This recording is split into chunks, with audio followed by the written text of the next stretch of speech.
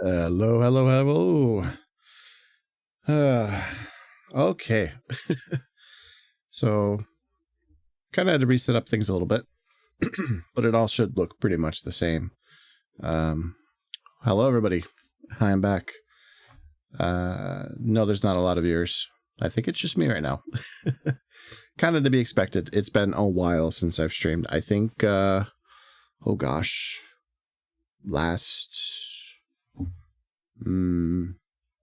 trying to think. Last November, maybe? It has been a while. Maybe not even then, maybe last September. Yeah, it would have been like last September, October. Yeah, it's been kind of crazy. I've had a lot happen in the last couple of months, and well, it doesn't necessarily seem like life is slowing down.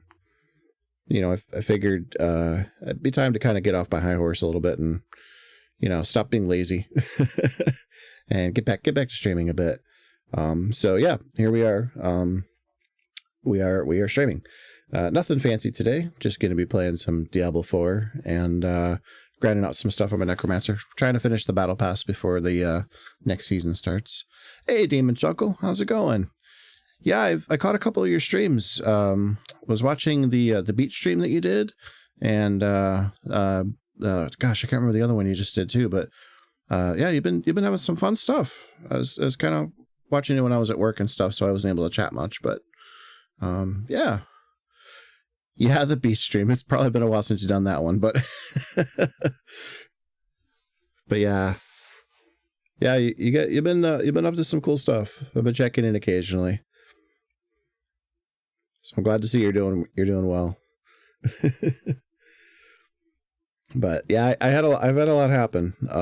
I had gallbladder surgery. They found 8 stones in my gallbladder. One of them was the size of a marble.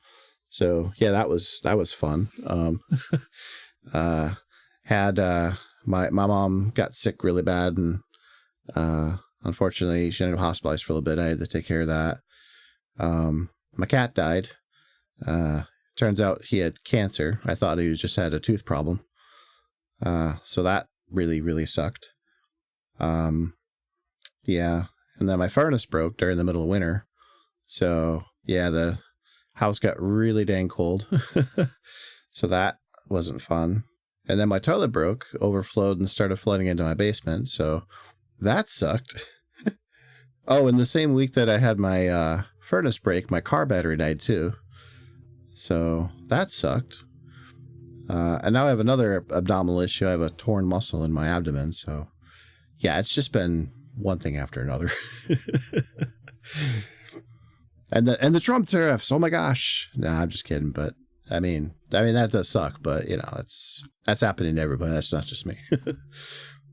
But yeah, I originally had planned to kind of have a better comeback. I was going to do like a Model 2 type thing and have pay somebody to kind of help redesign the stream a little bit, but with all the stuff that's happening, it kind of has been draining me money a lot. So that hasn't really worked out too well. Plus, I'm not really sure like what to commission. I have a lot of ideas on where I would like to take the stream in the future, and just some of them are kind of more expensive than I had initially thought. But that's okay. It's all future plans that can happen at some point, but yeah, so I figure if nothing else, I got to get back into the routine of actually streaming before I even think about any of that kind of stuff. So here I am. So I hope everything's been going okay. Anything exciting that I've been missing lately? I'm sure there's probably some fun stuff. I've been watching a lot of other streamers. I know that CDog VA has been doing that cyclothon for charity. That's been pretty fun to watch. I like watching those. Every year he does those. I know there's been a few other streamers that have been kind of catching my eye lately. Maxi Lobes is a horror streamer. He's been doing a lot of marathon like for franchise and stuff lately. He just got done doing a grounded run of Last of Us Part 1 and 2. I guess grounded is like the hardest mode in the game.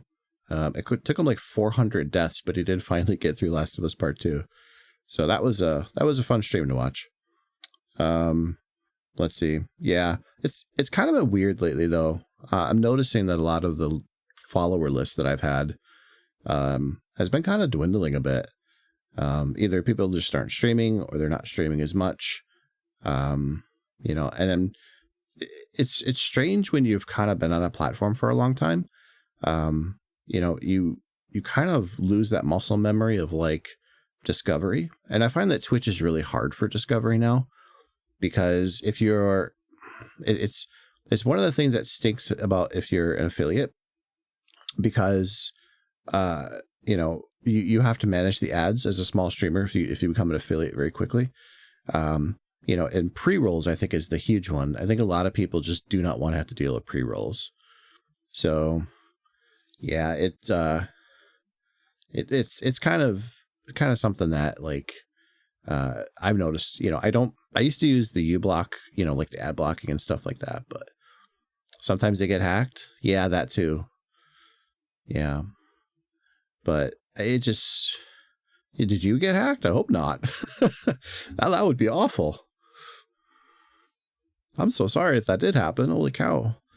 That's like one of my biggest fears is like somebody's going to like get all my stuff and use it against me and stuff. I'm always worried about like fraud.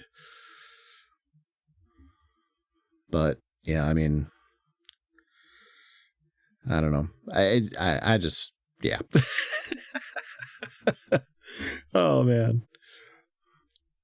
I'm so rusty on this. I don't know how to keep a conversation going anymore. I'm sorry. Oh man. I don't know. I haven't even really been playing a lot of games. I've also just been kind of for a while there I did get into Diablo a little bit, but having ads isn't so bad if you pause the stream and take a 3-minute break. This is very true. And I feel like the better streamers out there are the ones that manage their pre-rolls really well. Yeah, exactly. If they take a time to go to the bathroom, or just build a pause into their stream. It's a good way to also deliver some bonus content to subscribers, I've noticed. So that subscribers don't feel like they're being forced to suffer through somebody else having ads. Because yeah, I mean, nobody likes ads. But yeah, if you build them in, yeah, the pre-roll is definitely a silent killer, yes. I feel like the biggest thing that hurts Twitch right now, more than any other dumb policy they have, is the pre-rolls. I think pre-rolls kills discovery and it kills community, because what ends up happening is people just kind of get stuck with their familiar streamers and they don't feel as comfortable branching out. Like, I'm going to be honest, a lot of the new streamers that I've followed over the last probably 3 years have been either people who have come to my channel like you, and then, kind of through mutual association, we've kind of discovered each other. Or when like a larger streamer is like, hey, let's check out this streamer that you probably haven't seen before. Other than that, maybe like a VTuber debut that I might catch wind of. That's kind of about it. And then like, you'll see like all of a sudden, there'll be this big hubbub about somebody like Kai Cenat, and I'm not saying him specifically because everybody knows who he is, but like you'll see this like out of the blue, huge Twitch streamer. And you're like, who the heck is that guy? Mostly just because you don't really wander around Twitch to discover stuff. So yeah, it's kind of frustrating, to be honest. Because I would like to find more late night streamers, especially people who, stream for a little bit longer. Because one of the issues I have is, I don't go to bed till 6-7 o'clock in the morning. I'm a very late night person.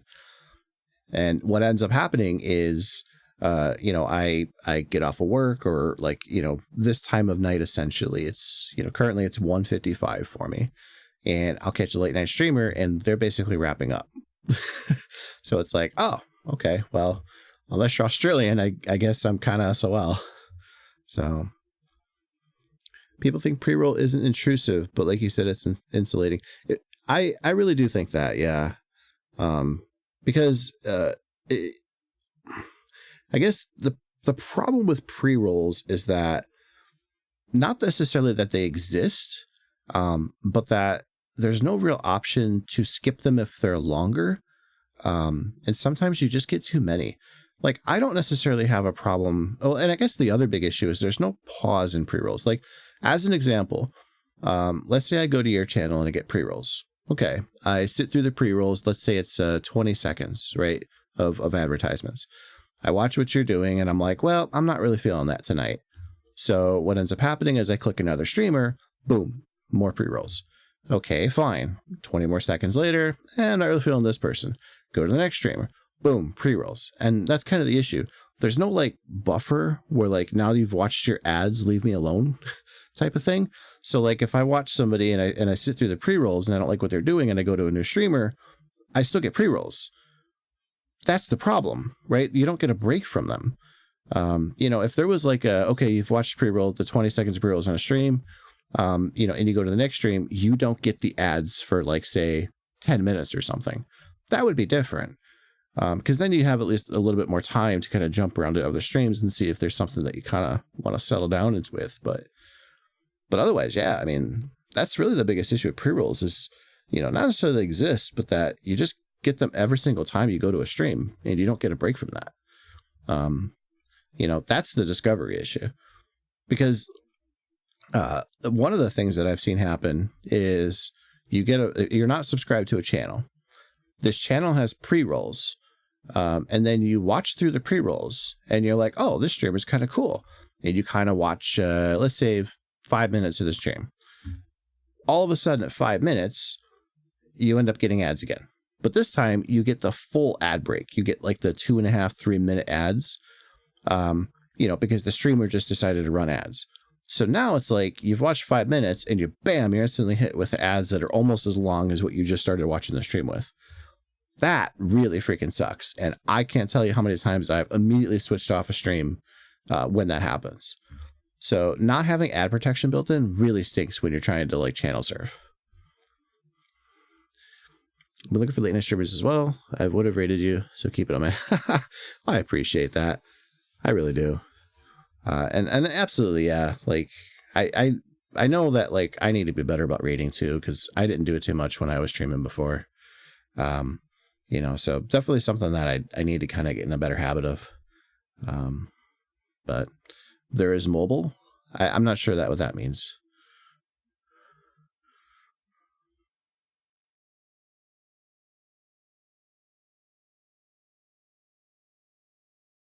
By the way, let me know how the stream sounds. I had to kind of redo all of my sound settings a little bit.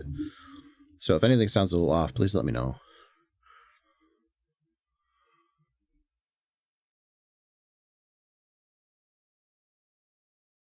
Yeah, it turns out NVIDIA Broadcast kind of did a really crappy update, and I had to kind of go back to an older version. I guess NVIDIA's been having a lot of problems lately. Like a lot of companies, it's weird. Like it just seems like they're chasing money more than customer satisfaction these days. But anyway, all right. In the mobile app, you can scroll quickly. The discovery is much more fluid. Kind of, yeah. I don't disagree with that. But I think the problem with that is that for me personally, I don't really watch on mobile. Like I do and I don't. So 90% of the time when I have mobile going, I'm doing something else. So like, for example, if I have downtime at work, I'll put an earpiece in, pop on a Twitch stream, and then just let it sit in my pocket while I'm doing other things. So like it's a background thing for me. So to figure out like, oh, is this streamer interesting or this streamer interesting? I have to do it very quickly before I put it back in my pocket. Right? Kind of that kind of vibe. Whereas like most of the Twitch streaming I'm doing where I'm an active watcher of it, I do it on my desktop. Like when I'm at home, I watch it on my computer. I got a big old 48-inch, OLED TV. I love using it for that. So, so for that kind of thing, it's like, it's a personal kind of use case. But yes, they've definitely spent a lot of time and money on mobile to kind of help improve discovery and things like that. So I don't think it's a terrible thing. I just kind of wish they would spend a little bit more time on making the desktop version a little bit more user friendly. But yeah, and shitification.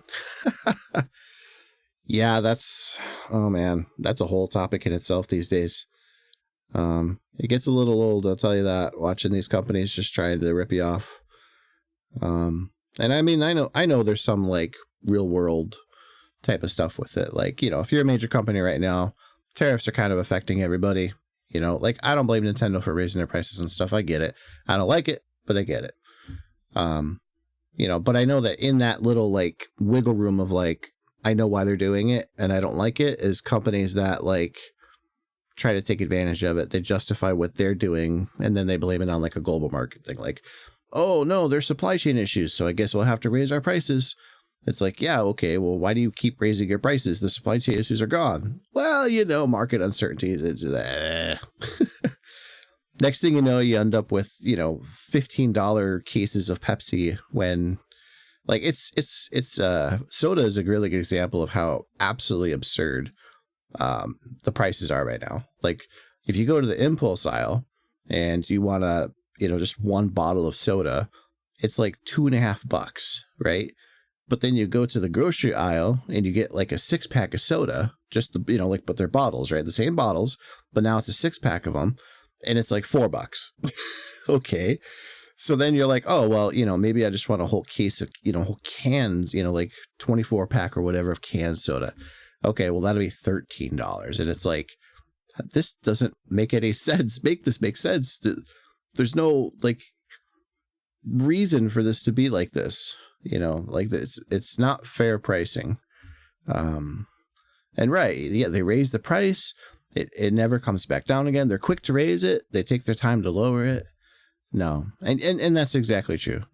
People think like, oh, you know, like, I know a lot of people voted for Trump because he said he would get prices down. Regardless of what you think about his politics, he did make that campaign promise, right?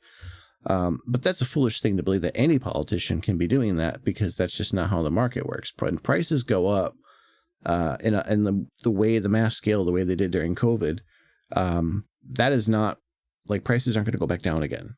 Like, not even if they did lower a little bit, it still will never be what it was. So that's just inflation as a economic issue. But I don't disagree with that. I do think that, like, there's a extraction of wealth from the lower parts of the you know, economy to the higher parts of the economy.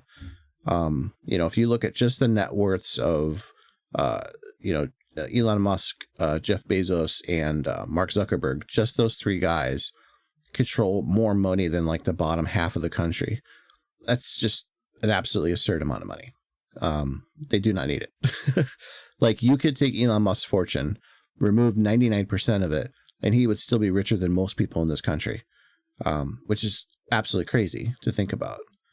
You know, and that shouldn't be a thing. Like, I'm not saying Elon Musk should be poor or anything like that, whatever, but like, I'm just saying that, like, it's kind of crazy that these people have all of this money, and yet their whole life's mission seems to be to keep extracting money anyway.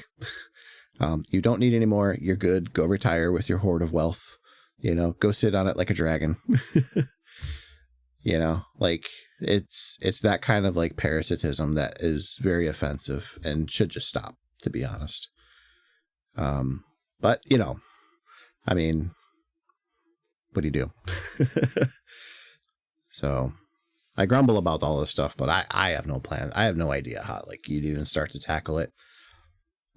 Especially in the current environment where it feels like, no matter what you do, that's just not, like, it's hard to organize around something like that right now. But I mean, it's frustrating because, you know, it's not necessarily like, I don't care about a Nintendo Switch or anything like that. Luxury goods are luxury goods, but sorry, taking a drink of my coffee here. But like, the cost of living when it comes to being able to afford healthcare or a place to live, or transportation, groceries, those are the things that I feel like are becoming more unaffordable. Like, I can buy a giant TV for a couple $100, but groceries drain me of most of my money every month. You know, that kind of a thing. Rent is half of my income. Like every month, half of my money goes to paying somebody else so that I can live in a house. That's a lot of money. You know, like if you think about like literally half of the money I make a year just goes to staying in the house that I'm in. That is crazy. I would like to be able to have a little more disposable income than that. But yeah. Well, the billionaires think they're geniuses. Like that's the crazy part. You know, like a lot of times these people who have all this money, they genuinely think that they worked for it and that they earned it. Even though the reality is that a lot of them didn't. They got it through inheritance. They got it through corruption. You know, they got it through basically just being handed it, being born into it. You know, like it's not easy for somebody to become a self-made rich person. It happens, sure, but it's way less common than you think. I mean, a statistic on Twitch is a really good example. You know, on average, when I was more active streaming, I would have 3 to 5 average viewers a stream, which honestly, not really that big of an audience. But according to a lot of Twitch statistics, I was in like the top 5% of Twitch. And that's because the vast majority of people who stream to Twitch never really get anybody watching them. And this isn't me humble bragging. It's just kind of showing that like the extremes of, you know, what does it take to become a successful Twitch streamer? Because most people think of like success as like a Sea Dog VA or a Kai Sonata or an Iron Mouse or something like that, where like they have these thousands and thousands of viewers and they get all this money. And out of all the Twitch streamers in that top percent, like they're like the top 0.000%. Like they're the ones who are making really good money. Whereas most people on Twitch who are in that 5% figure, they're not really making much of anything, you know? And then there's this massive chunk, 95% of people on Twitch who never make a single thing, never have really any viewers, you know, and just kind of come and go. They're the bulk of Twitch. And that's a pretty good analogy for like what it's like here, you know, in the real world. And I'm not saying that, like, you know, with inheritance that, you know, oh, Kai Cenat was just magically in, you know, famous. Like all these people had to work up a bit, but like, you know, that kind of market, like how few there are that got successful off of Twitch. Even though the perception is that there's a lot of successful people on Twitch or YouTube or TikTok or whatever. The reality is that very few of them actually do, you know, make a lot of money at it, or make any kind of a living on it, to be honest. For all of the videos that people create and all the content people create, the vast majority of it isn't really an income, you know, like a profitable thing. Even a lot of artists that make, you know, commissions and stuff. You will find, you know, visit any VTubing thing and you will find a whole bunch of people that are desperate to get commissions going, because they got to pay a bill or something like that. They don't really make any money off of it. So no human being could work 50,000 times harder than a minimum wage worker. Absolutely. I absolutely agree. Yeah. What was one of the statistics? Like if you earned $1 million every day, from the time that Jesus was born or something like that, you still wouldn't have as much money as Jeff Bezos. It was something absolutely insane like that. We've reached the point where the rich are realizing that there are things money cannot buy, so now they aim for power. Well, money and power have always gone hand in hand, though. Like that's not anything new. You know, all the way back to the eras of, you know, kings and emperors and dynasties of long ago. You know, anytime you have the ability to control a part of a society, that is power. So, you know, wealth is just like the visualization of that, but land used to be, or property in general, that used to be wealth, and still is. You know, like Jeff Bezos doesn't actually have, you know, $300 billion or whatever. Most of his money is his value as a, you know, of Amazon. You know, Elon Musk is the same way. Most of his value is in Tesla and SpaceX and things like that.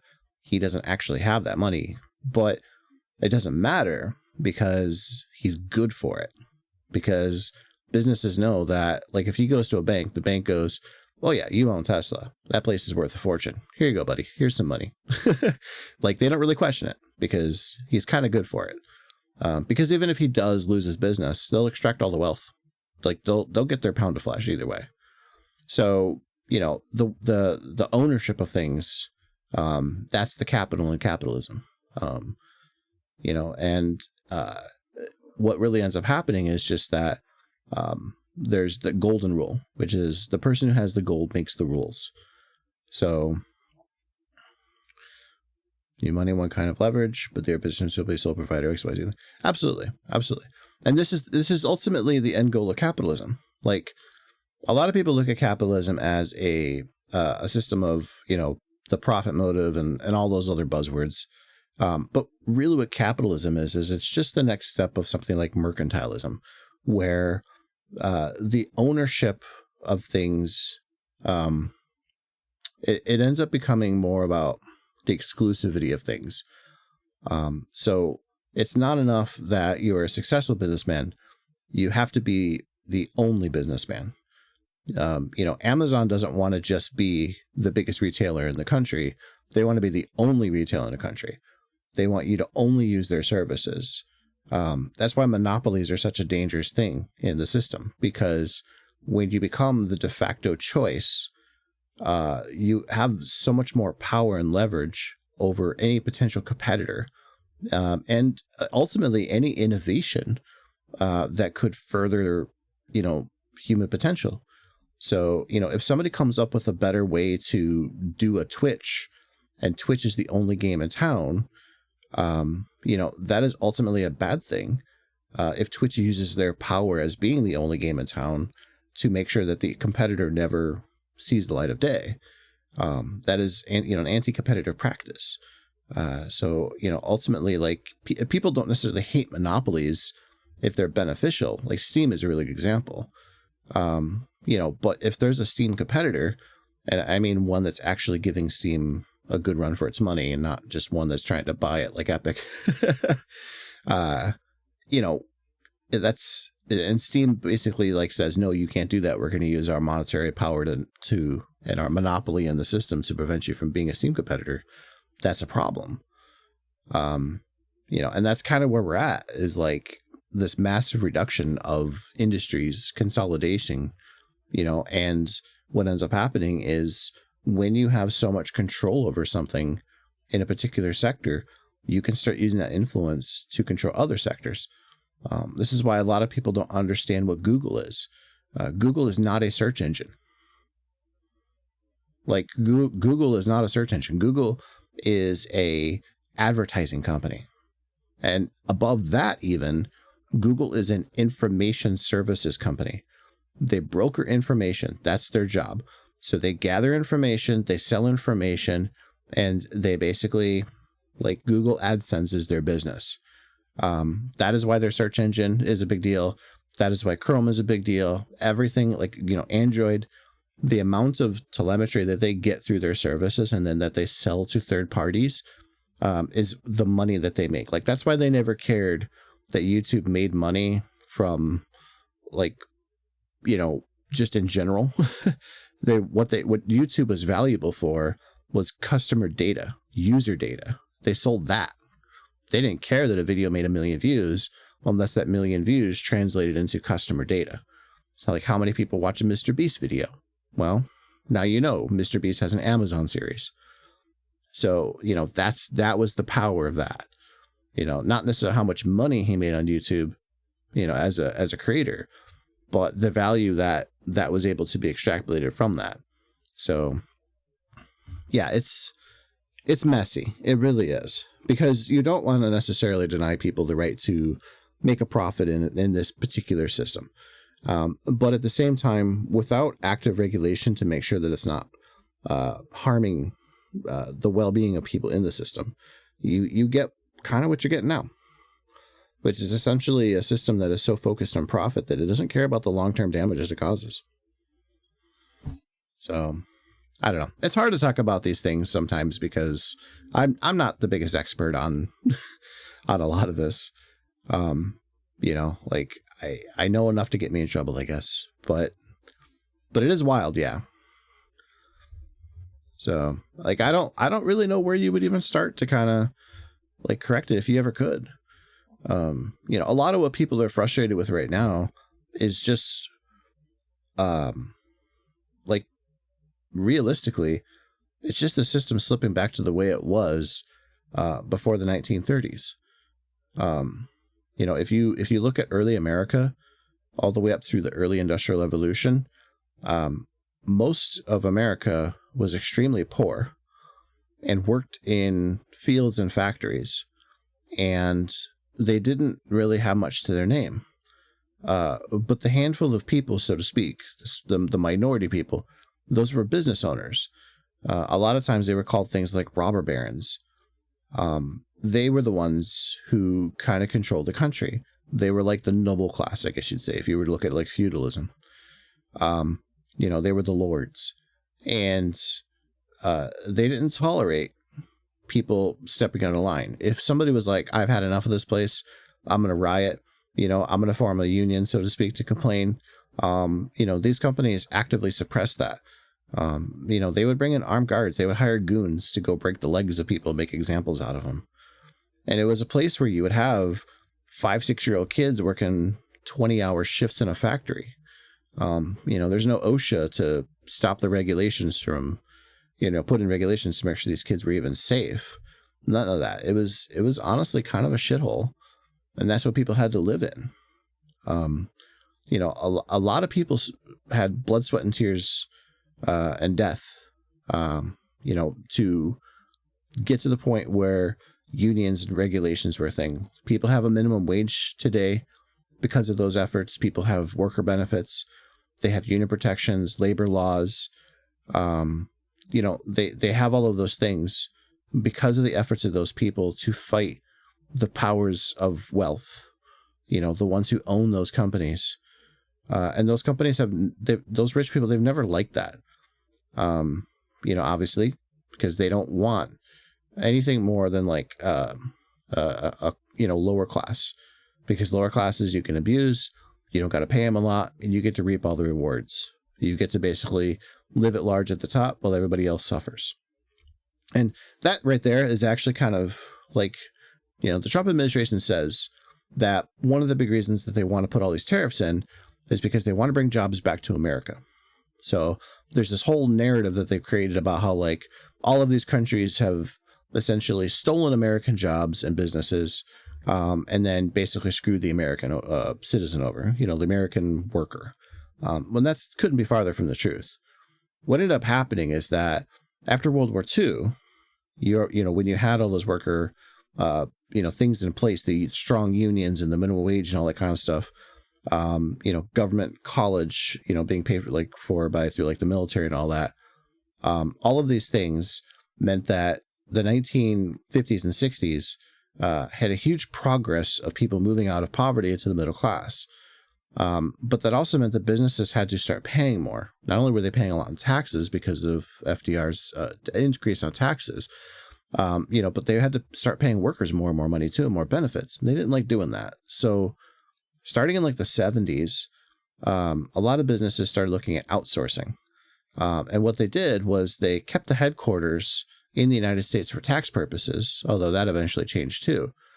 But what they did was they started moving their factories to places like Mexico, to China, and basically anywhere else that had no real regulations. And they moved them to, you know, places that had no real labor laws, and you could basically pay these people dirt cheap, you know, pennies on the dollar, so to speak. So you could go to China, you could set up a factory, pay these people like 3 pennies an hour in equivalent money, no benefits. The conditions were absolutely dangerous. It was a little better life than what they had, sure, but compared to living like an American, absolutely not.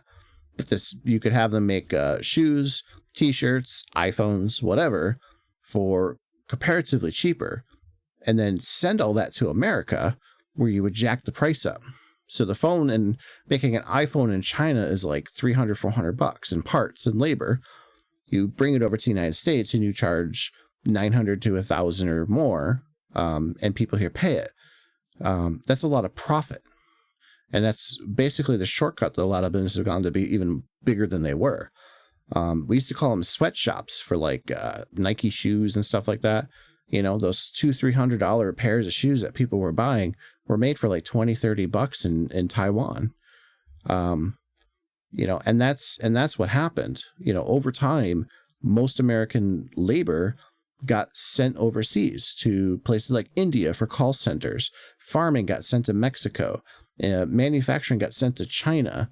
You know, everything got sent out, and then all of the products, so to speak, got imported back into the U.S. And the American worker got screwed on that deal, because all of a sudden, you know, places like the Rust Belt with Detroit, the auto industry shrank because a lot of auto manufacturing started to be done in Mexico because it was cheaper. You know, and of course companies were happy to do that because that meant they didn't have to pay labor unions as much. So there's a place to start, but this is where are we getting with this? Well, I mean, the thing is if you don't understand where all of this stuff started, it's very easy to point fingers and not understand the real like roots of the issues. So for example, like tariffs, whether you put them on or remove them, it's only part of the problem. The real problem is that you're complaining about the fairness of trade, when in reality the imbalance was never trade, it was businesses outsourcing jobs. So you're not punishing businesses with these tariffs to make them bring jobs back. What you're doing is you're punishing consumers who just want to buy some stuff. So, you know, like, if you think that these businesses are going to come back to the United States where they have to pay a worker more money, where they have to give them more benefits, where they're going to have to invest billions of dollars to build factories and infrastructure to make and distribute those products, that's not going to happen. What's going to happen is they're just going to take the products that are in other countries, keep making them, and then they're just going to figure out a way to spread the costs around to keep doing what they're doing anyway. That's what's going to happen. So, you know, like, it's kind of silly that we're at that point where, you know, like, people think that these are good ideas, and they're not actually looking at, like, why are we even, you know, entertaining these ideas in the first place? But that's just me. Like, I don't know. They will never come back to the United States. The solution wouldn't have been to get businesses to hire American workers unless the workers were going to get a worse deal than a sweatshop. And that is absolutely true. I agree 100%. I agree 100%. And, you know, that's the shame. Because I see a lot of people who are very hopeful that, you know, they'll be able to get things going again. But, you know, oh, they're going to bring coal back, you know, coal manufacturing back, and they're going to bring farming back. And no, that's not how it works. The wild thing about all this is that while we did outsource a lot of jobs in factories over the last couple of decades, we actually produce more now than we ever have. So even though the workforce of steelworkers has shrunken quite a bit since, say, like 1980, the workforce that we have today makes way more steel than it ever did back then, with way more workers. We're just more efficient now. We don't need all those workers. So the idea that, like, we're not producing enough is kind of silly, because America produces a lot of stuff. Like, we have a pretty good manufacturing base in the country. It's just that American goods cost more because you have to pay workers more. That's it. There's more regulations and there's more workers. So, solution would be have to lean into the current situation harder, but for the benefit of the average American. Well, the real solution is fuck tariffs. Like, putting a 2,000% tariff on China does neither side any good. In reality, what you need is mutual business transactions. You know, you need to go to China and you need to be like, hey, China, you know, you'll do this and we'll do this, you know, and that way it's mutually beneficial. Because right now it's lopsided, right? You know, tariffs aside, that's just kind of how the market is. But there's always going to be things that, like, we can't do that another country can do because maybe we just don't have enough of the resource, or, you know, maybe it's just more difficult for us to manufacture for whatever reason, right? So, you know, that, like, what do I mean by lopsided? Okay, well, like, as an example, China sits on a very large amount of rare earth. And by rare earth, people call it rare earth, but what it really means is China sits on a very large deposit of the types of things that you need to manufacture, like, electronics. So, like, in electronics, you would have gold, copper, tin, like all that kind of stuff. Those are what are considered rare earths. In America, there's large deposits of it, but they're more expensive to access and extract. Whereas in China, it's very cheap, and China seems as a country very happy to just tear away at the earth to get what they want. So, you know, from the perspective of an American business, it's cheaper to just have China deal with, you know, their own issue of extracting that stuff rather than trying to get that done here in the US. So the mutual beneficial thing here is we'll manufacture the stuff if you give us the material, right? Kind of like you know, that's what I mean by lopsided. What the current situation is China not only has the material, they also manufacture it. That's the issue. So that's material good, but the service industry is actually booming. We don't need to cut a deal with China. We just need to focus on our strengths. True. Not arguing that. America's biggest strength right now is that it's not a manufacturing economy. Like, one of the untold things is that, you know, like, while we do manufacture more than we ever have, we do way more with intellectual stuff than we do with actual, you know, manual labor stuff. Like, one of America's biggest exports is movies and other things like that. You know, we have a massive tech sector. Basically anything computer, like, we're the country for that. You know, a lot of things that we do are service related, and we're really good at that. So we don't necessarily need China to, you know, like, have factories brought back to the United States. Nobody in America wants to work at a textile factory, you know, or put tiny screws into phones or whatever that one guy said. Nobody wants that. Nobody wants to pick lettuce. You know, let those people do that. That helps them make money and have a better life. Go for it. Most people don't want to do that shit. Trump doesn't acknowledge anything immaterial. Well, what Trump doesn't understand is the difference between hard power and soft power. So a lot of people don't see the benefits of things that are not immediately apparent. So as an example, like, I'll use an MMO metaphor, like World of Warcraft type metaphor. So you have a group full of people in your party. You got the tank, you got the healer, you got the rogue, you know, you have the wizard, and then you have the bard.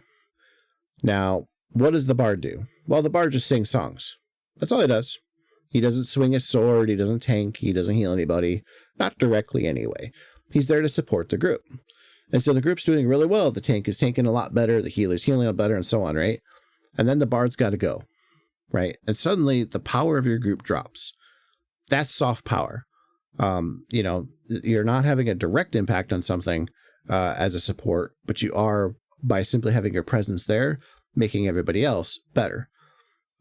So for example, well, I don't know if it doesn't believe in soft power. I think he genuinely doesn't understand what it is, or if he does, he just doesn't care. So, you know, like US aid, for all the complaints about it, that's soft power. Because you go to a country, you say, I'm the United States and I'm here to help. Here's a whole bunch of vaccines for HIV. Here's a whole bunch of food for your starving people. Oh, you just had an earthquake. Let me send a whole bunch of people to help you guys out and clear out the rubble and try and rescue people and stuff. That kind of like, oh, thank you for doing that for us. We're so grateful. What can we do to help you? You know, repay the favor. That's soft power, right? You don't send your military to smack the crap out of people and get them in line. You know, you don't put crap load of tariffs on them to try and cripple their economy. You basically use diplomacy. And as we've seen from the Trump administration, they're not very good at people skills. You know, they're very, very bad at people skills, actually. You know, the only person with good people skills with the Trump administration is arguably their press secretary, and that's only because she's basically worm tongue. But what do I know, right? No, it's just, they're terrible. They're absolutely terrible at their jobs. You know, like, I remember when he first, in January, and he went on the whole thing about DEI, and, you know, we're getting rid of all of these DEI initiatives because all it's doing is hiring people who aren't qualified, and we believe in merit. You know, which, okay, one, that's hilarious coming from people who were born with silver spoons in their mouth, and two, all of the people that he nominated are literally unqualified for their jobs. You know, like the guy who's currently the defense secretary, you know, that son of a bitch has fucked up twice now, you know, with putting sensitive military information into public chats. You know, it's like, come on, you know, and the first time he did it, okay, fine. Oops. It's a big oops, but oops. But now he's done it the second time. His ass needs to be fired. He was never meant for that job. He was completely unqualified. Do I think America is going to embrace fascism further than it already has? No. I don't think it will. I think that, yes, it's going to get better before it gets worse. No, I don't think we're going to go full Nazi. And the reason why I say that is because at the end of the day, there is a very large chunk of the country who will not tolerate that kind of dissent. They already don't. Like, it hasn't even been 100 days since the president has been in office. The first 100 days are generally the most important days for a presidency, because they are the most, like, that's the most momentum that you will have in a in your term, is that first 100 days to a year of the 4 years you're in office. At that point, you kind of run out of steam because your supporters move on to other things in their lives. You know, most people who have been kind of pushing you to the top with like grifting, you know, they're, you know, bribes and things like that. They're kind of done. You know, like, you'll notice that Elon Musk is basically kind of moving away. And the reason why is because he's gotten everything he wants. Because of Doge, he was able to basically squash all of the investigations into his companies, and he's able to secure several government contracts. Regardless of how long Trump is in power, which he probably will be in power for the full term unless he gets impeached, which is very hard to believe that'll happen right now, but it could. You know, that's going to be plenty of time for him to basically step out of the public spotlight, you know, and let kind of people forget about him for a little bit. And then, yeah, well, he was already impeached twice, but he wasn't impeached with removal of office. That was the most important part. And he almost was the second time. And there was basically like a handful of Republican votes led by Mitch McConnell who didn't let it happen. So, yeah. Does it mean anything at this point? No and yes. It damages the presidency for sure. But unless you actually commit to removing him from office, I don't know. The only other way you could remove Trump from office besides a coup is to basically invoke the amendment, the constitutional amendment, which is, I believe, the 14th Amendment. Let me look that up. I'm pretty sure it's the 14th.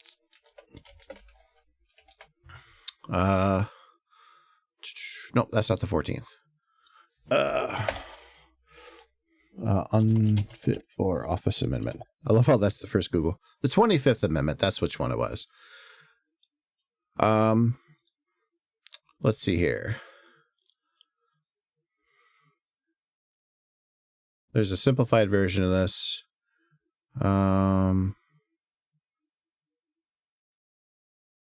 Okay. Section 4 of the 25th Amendment of the Constitution. The amendment states that if, for whatever reason, the vice president and a majority of sitting cabinet secretaries decide that the president is unable to discharge the powers and duties of his office, they could simply put that down in writing and send it to two more people, the Speaker of the House and the Senate's president pro tempore. Then the vice president would immediately become acting president and take over all the president's powers. So, is that realistic to happen? Probably not. But that is another way that the president could be removed from office. How that could happen, that kind of scenario, would essentially be that Trump pushes so far and the Republicans realize that getting him out is more important than anything else. But honestly, at that point, you'll probably just be able to get him impeached and removed from office that way. So 25th is probably not going to be another, likely scenario. So, in terms of like, what is he going to be able to do and get away with? Well, the thing is he's already having a hard time with the courts. And he's been complaining about that a lot, actually. Because even the Supreme Court is like, I don't know how much we really want to give you on this.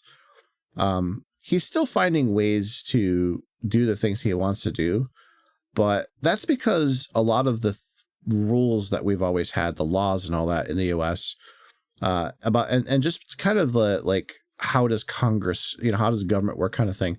They're more like the whole reason why he's even able to do all this stuff in the first place is because he's abusing how do I phrase this? Like he's abusing the intent of the law. He's found that a lot of things that government does are more about norms than they are about actual written things. So like, for example, the law doesn't say you can do a certain thing, but it doesn't say you can't do a certain thing, right? So you do it that way, and then you interpret the law the way you find convenient, and then somebody has to go to Congress and then eventually to the courts and all that to basically be like, hey, wait, no, you can't do that. But until that point where it gets through the courts and the courts actually make a decision, that's all the time that you might need to be able to do a thing and get away with it. That's the whole reason why people are freaking out so much about the deportations. Because while all of those cases are going through the courts, he's still deporting people and using ICE to catch people and hold them and stuff like that.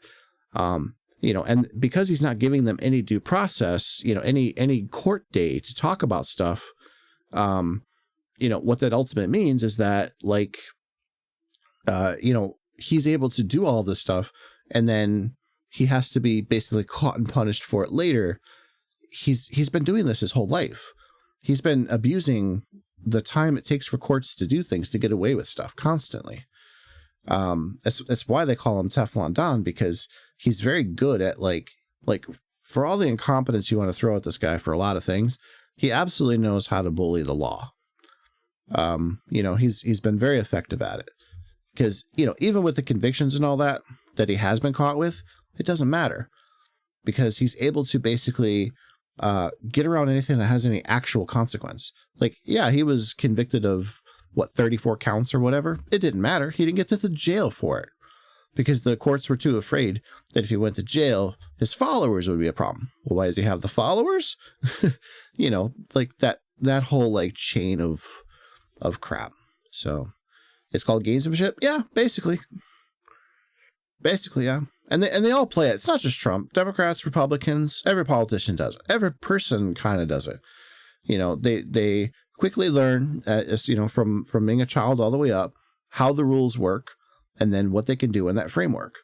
And so the difference between fascism, the way people think about like the Nazi fascists and things like that, and what we currently have now, is that this is not an administration that is fascist. This is a administration that is trying to be fascist. And they're hitting brick walls. Granted, they've gotten a lot farther this time than they did last time. But as you can see, it's already falling apart, because honestly, people kind of don't really want it. They say they do sometimes, but like the only times that people are willing to accept things is when they feel like their lives are either so hopeless that they can't fight back. So you get a place like Russia, where a lot of people just kind of given up on Putin. Like, they don't care. They're just like, leave me alone. Or they end up with like China, where, yeah, even though the country's ruled by an iron fist, as long as you work within that framework, your life really isn't that bad. In the United States, we're neither of those things. We have a crappy system already of a lot of things. And the administration that says it's going to make it better is doing a really bad job openly and publicly. So it's not really giving people confidence that it's going to do that.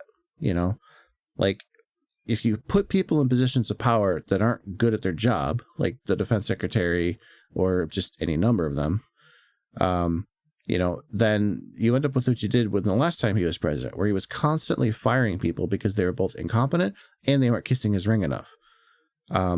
And then, you know, the policies that they're putting in, there's not enough thought behind the end results. Like, yeah, Trump's doing all these tariffs, but if you listen to the countries that are trying to talk to him about trying to, you know, work out a trade deal, like Japan's been trying to contact Trump for a trade deal for like a week now. He's not talking to him. You know, he's like, oh, I want Xi to pick up the phone and talk to me. It's like, well, no, you're the one who struck first. Xi can ignore you. He don't care. You know, he's got other countries he can deal with. He's working trade deals out with like Europe and Australia and stuff. Like he's got options. You don't. This was your big move. What else do you got? You know, and what is your ultimate goal here? You say that you're doing all these things with tariffs, but where is the money that you're, you know, and the investment that you're putting into, you know, doing all of these, and, you know, like, are you getting the factories back up and running? You know, are you doing any of that? I mean, like, kinda, you know, but it's so half-assed, and it constantly changes every day. So even the businesses that are interested in this are like, I can't make any plans because every other day it changes.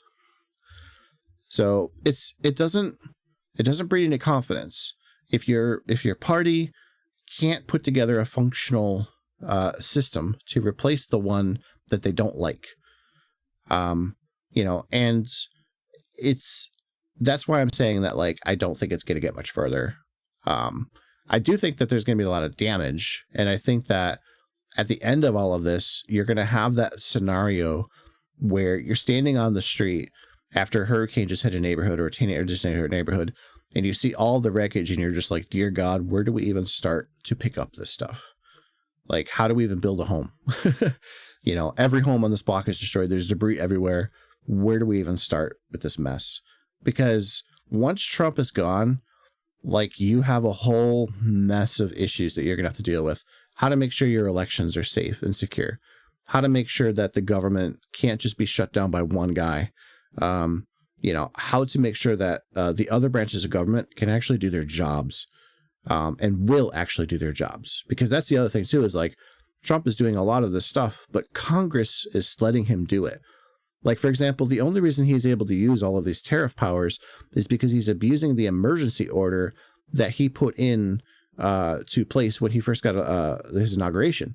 In January, he declared that there was an emergency on the borders, and he's been using that emergency declaration ever since to do all the things that he's doing. And there's even legal questions, like lawsuits right now, about whether or not he can actually even use the emergency powers to do these things. But ultimately, the power of the purse resides with Congress. They're the ones who decide where the money goes, what to do with the money, and the power of taxation is Congress as well. And that includes tariffs, because tariffs are taxes. So if they didn't like what Trump was doing, they could put a stop to it pretty quickly. All they'd have to do is just pass a bill real quick through the House and Senate, and they're done. They could actually just override him if they wanted to. They would have enough votes through Democrats to do it. You know, if he tried to block the veto. So, you know, like, it's there's enough of the system right now that's still intact, that he's going to have a hard time trying to get enough of the bullshit through, you know, the evil fascist stuff, before Democrats take power again. And they're going to take power again, because you can already see it happening. So yeah, that's my long-winded answer about all that.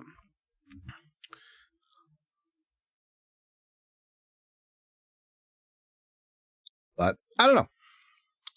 It's just a frustrating sense of the state of the world. Not to mention repairing all of the relationships, you know, that Trump has broken with all of the allies that we have around the world.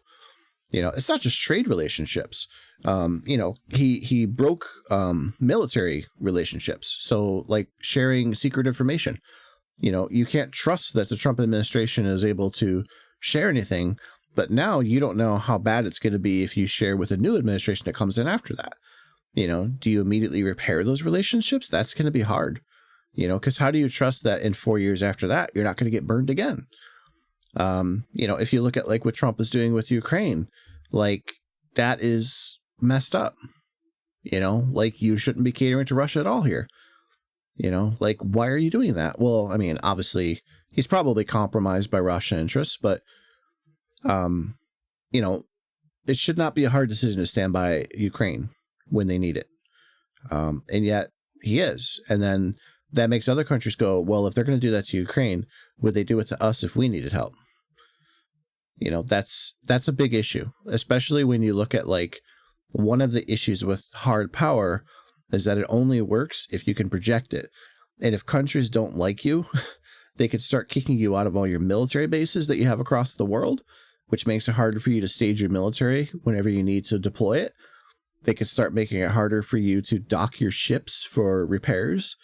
There's a lot of things that can happen when you destroy soft power that starts affecting your hard power too.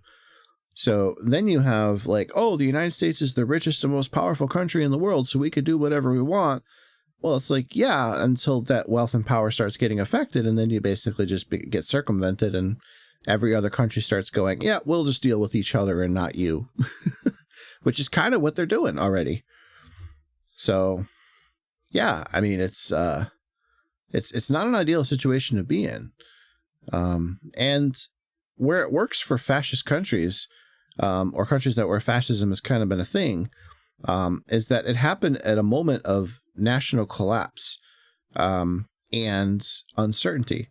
And that is something that I think he's been trying to generate, but I don't think he's been able to figure out how.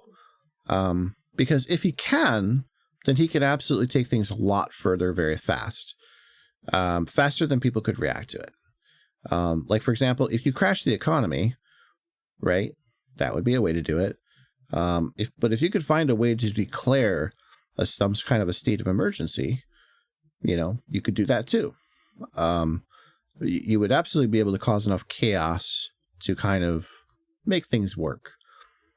But again, that means that you are competent and that you know how to manipulate the system, and that you're willing to stick to your plans. And these are three things that just seem to be very questionable with the Trump administration. So the aspirations of fascism are clearly there, but I just don't see it happening. I think the draw of capitalism is much stronger than the draw of fascism. I think capitalism is going to be happy either way, and they thought maybe fascism might be a way to do it through Trump, but since Trump is actually costing them money, I think they'll be happy to go the other direction, and you kind of have been seeing some signs of that, because ultimately they'll just go where the money is. So, and I guess that's all I got. Oh man, I talked for almost an hour about this. That's wild. That is wild. Good way to break in the stream, though, I guess. I haven't done this in a long time.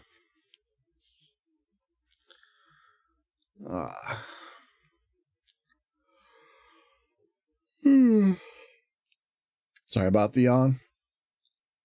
It has been a while. So I suppose I do want to get some grinding in for Diablo, though. So let's get that fired up. And as soon as it loads. There we go.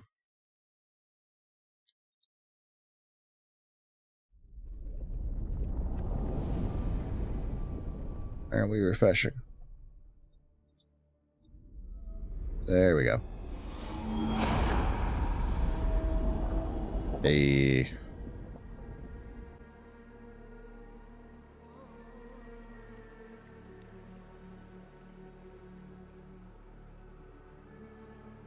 Do I leave the music running, or do I let the game music work for itself?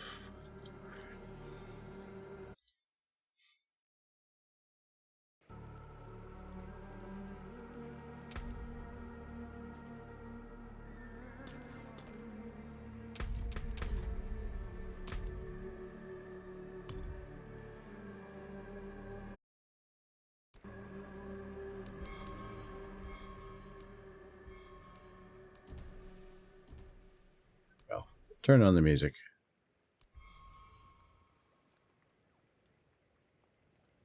This should work.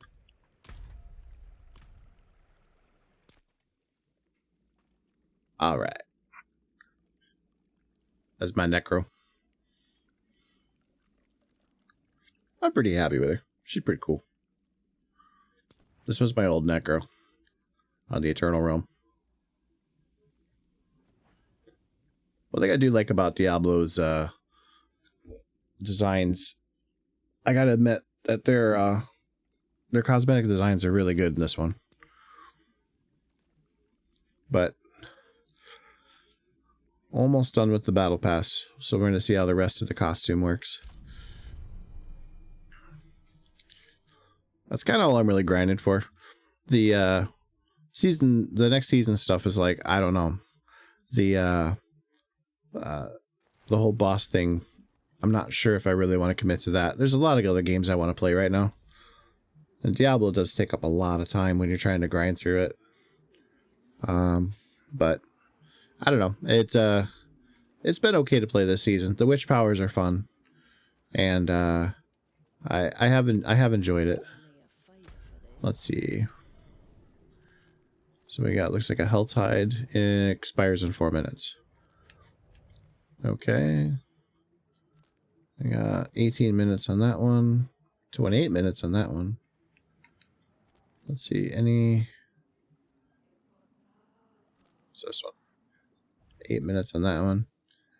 Yeah, I have the expansion and I've basically not played it at all. So, just done all the dungeons. Summons with Shards of Agony and Mucus-Slick Eggs. Do I have that? Oh. I have a couple.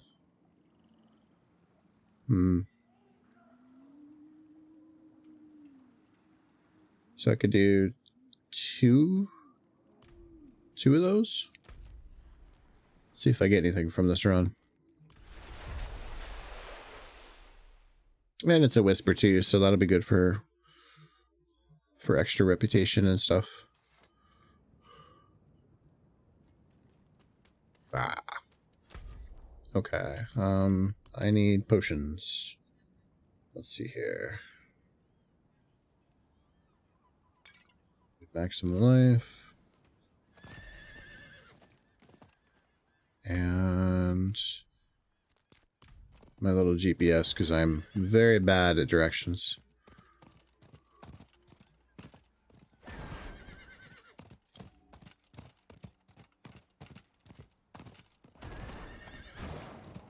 There we go. Ooh, a greed shrine.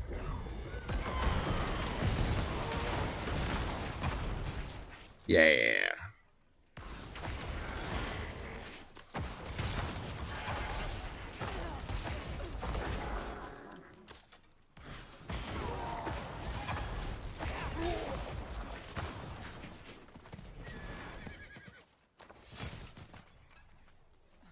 Where's the rest of the monsters? I run out of shrine stuff. Oh. Never mind. It's the only downside of the greed shrine. Is if you can't find enough of the monsters to kill. Ooh, this one's gonna be fun.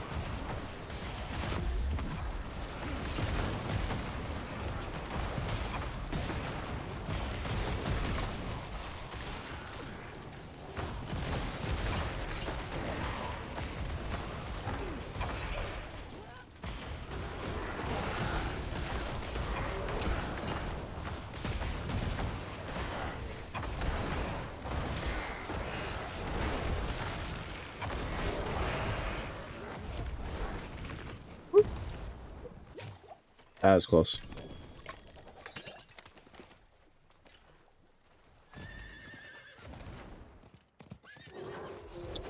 I need to pay better attention. Let's go to the Gaping Crevasse.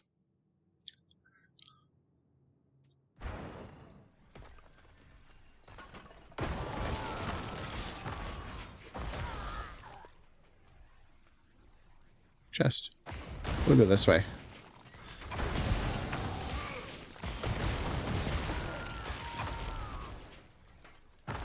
And Sever Necro has been really fun.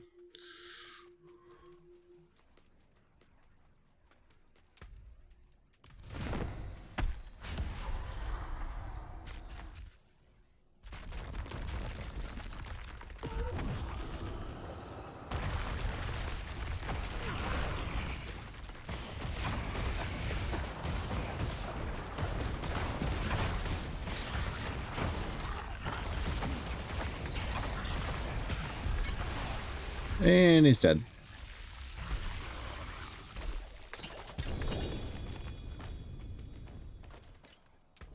See Ancestral Amulet. Oh, I think I actually need that.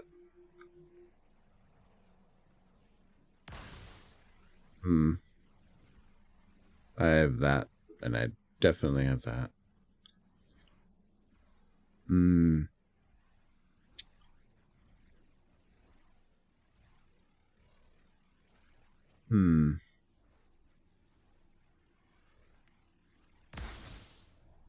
I do lose a lot, though.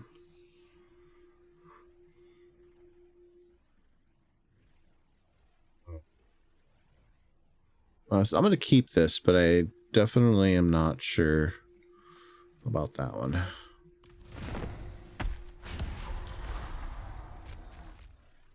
Amulets are so useful in this game that, like, it's hard when you get,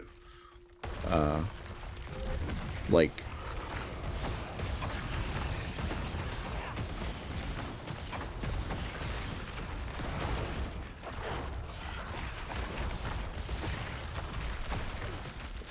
No! Damn it.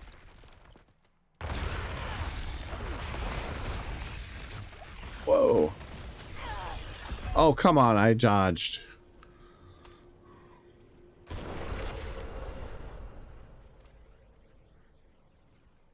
That's so frustrating.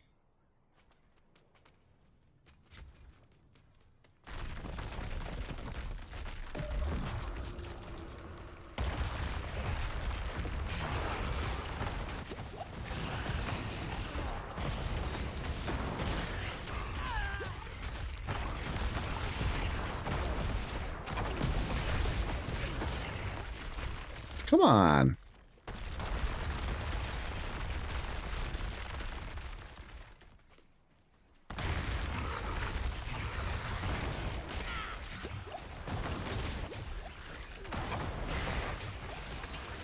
There we go.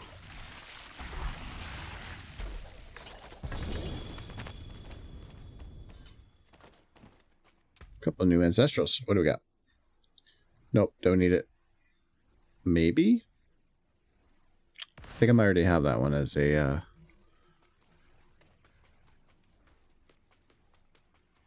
as an ancestral already.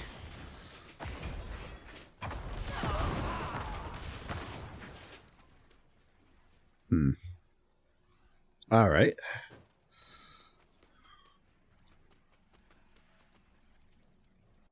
Yeah, the insta-kill mechanics in this game are one of the most frustrating things about it.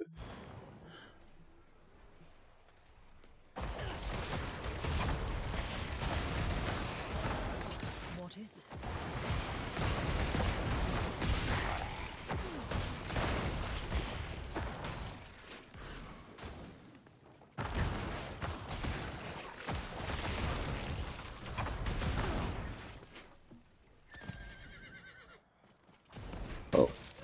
Oh, this is like a thing. I didn't realize this was like an event.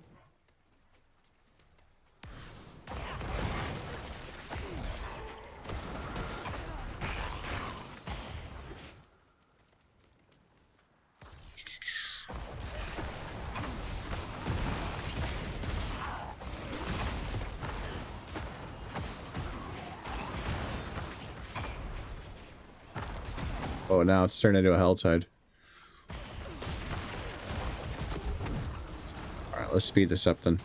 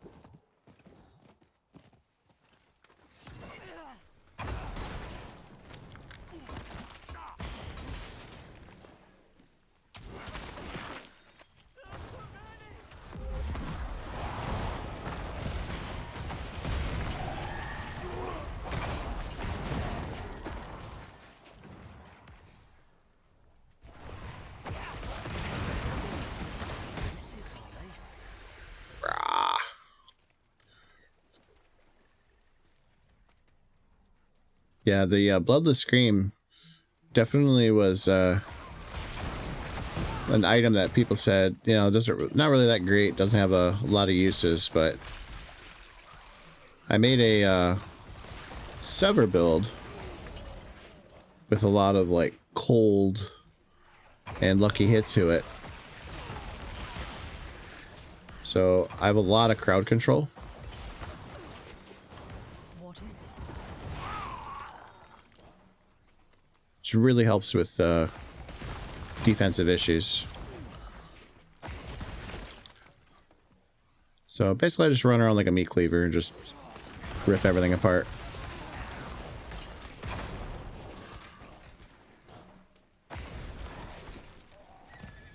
Which is pretty fun. I did use minions for a bit, but unfortunately, they just haven't really kept up.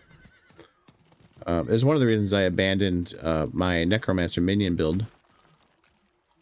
Because unfortunately, it just did not hold up very well over time. The minions started getting demolished.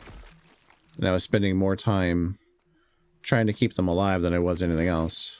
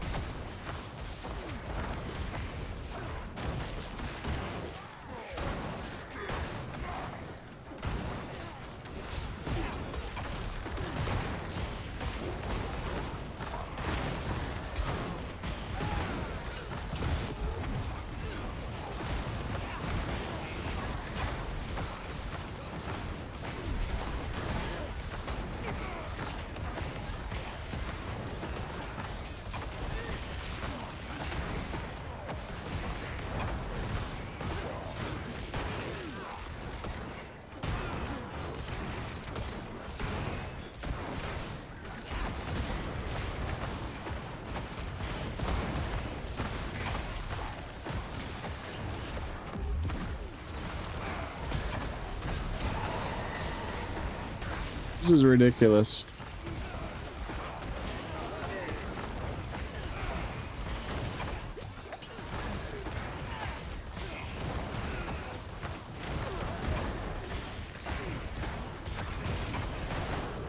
How long is this gonna last? There we go. Oh, that was dumb of me.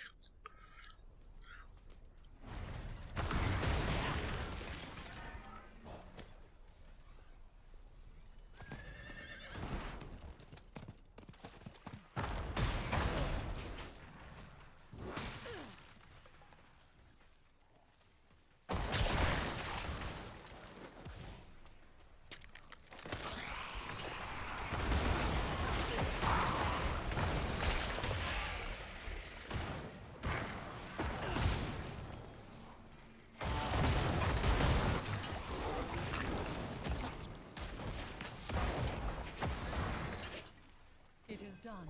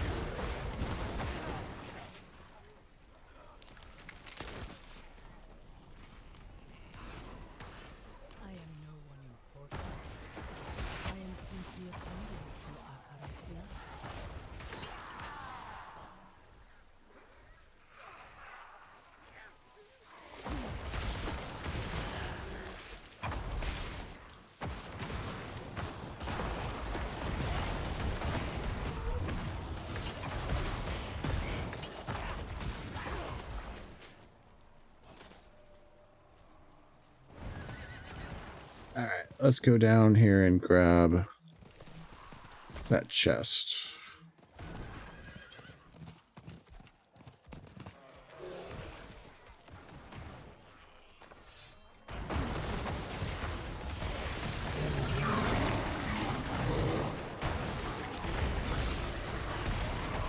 I completed its here and I don't know why.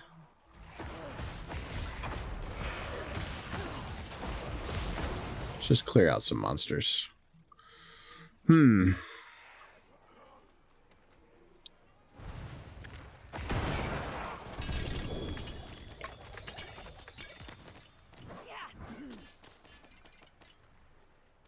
right.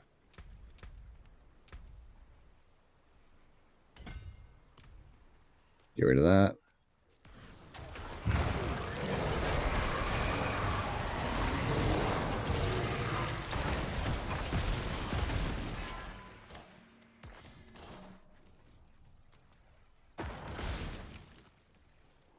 Is someone there? Please, I need your help.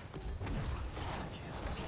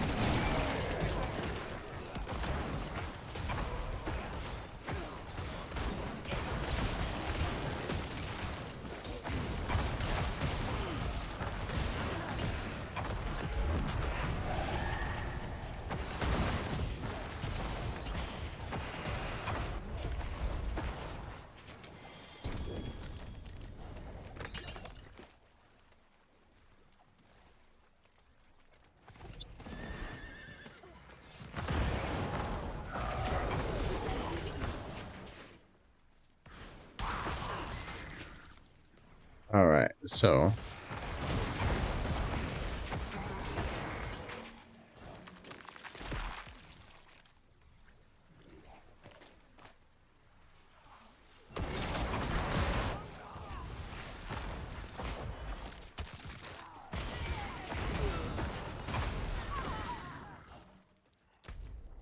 all right, where can I go now?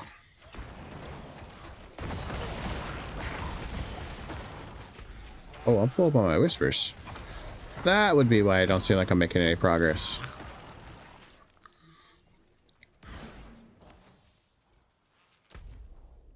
If that's the case, then let's take care of that. Do do do do do do do do do do do do.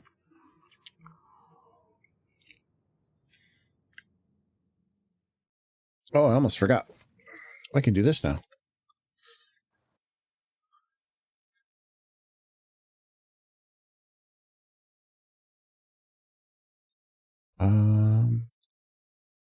Where is my cool new thing? There we go. Ha ha ha ha ha ha. I totally forgot I had that now. All right.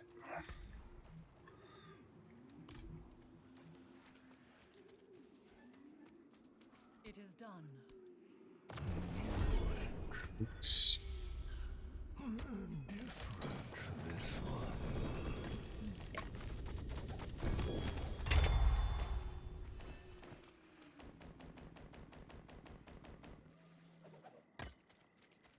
All right. And what was left in the chest? Oh. Oh. New cosmetic.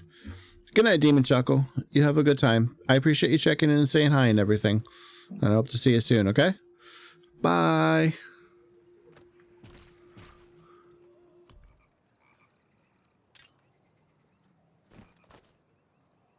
Check those later.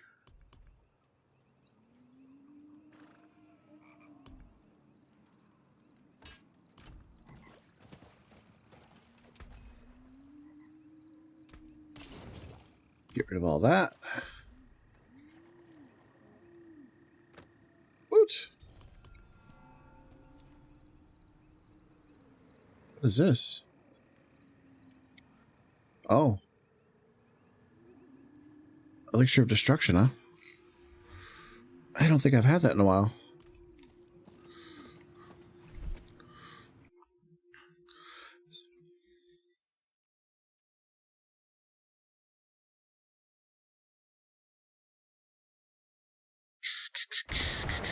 Bum, bum, bada, bum, bum.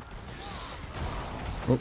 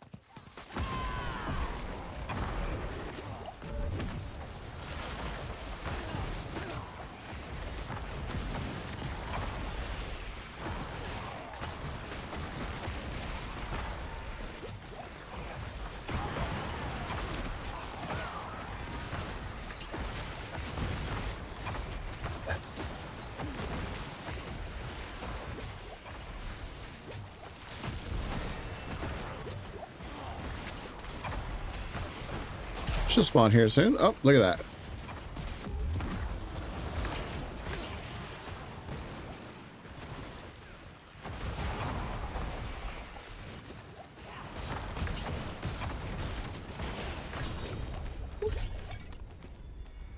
That was close.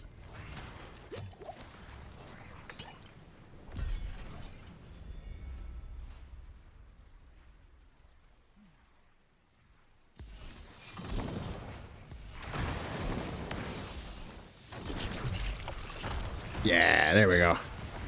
Booyah.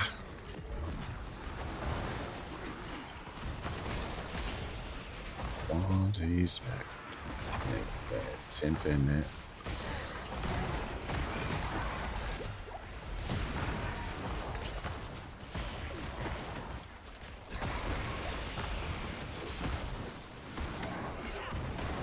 Kind of just could just stand here if you really wanted to. Everybody else takes care of all this stuff.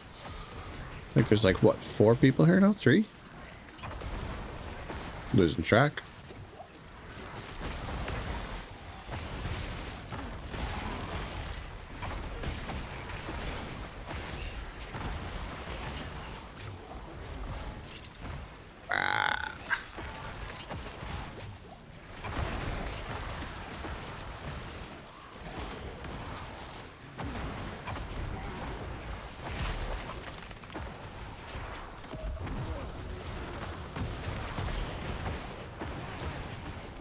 Man, every time.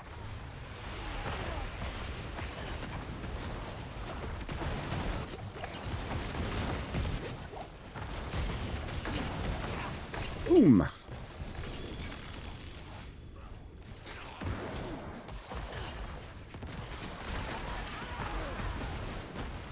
I want my blood. All right. Oh. Yeah. We got another one.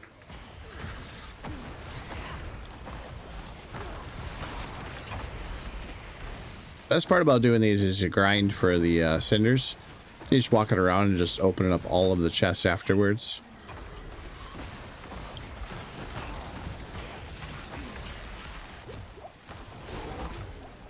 So they did a big Diablo 4 survey thing I love how in the email they're like, don't talk to anybody that you got one of these. And I'm like, yep, everybody's going to talk about it.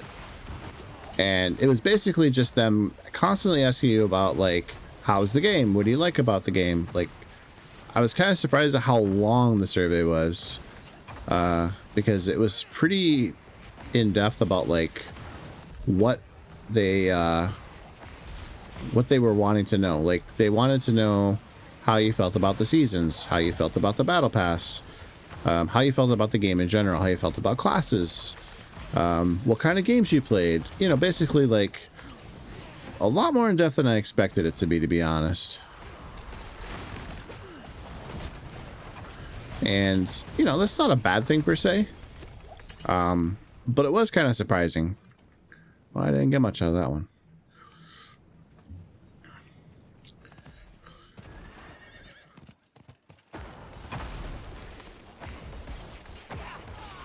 And for me personally, you know, like, I like playing the game. It's fun to just kind of mindlessly around and grind things, but, like, this is kind of the game. There really isn't much else to the game.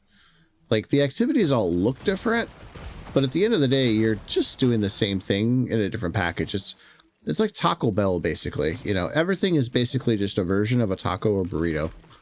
There isn't really, like, you know, anything different than what you're... Whoa, that's a big one. Than what you're already doing. You know, which kind of sucks because, like, there is a lot of opportunity for unique content in a game like this.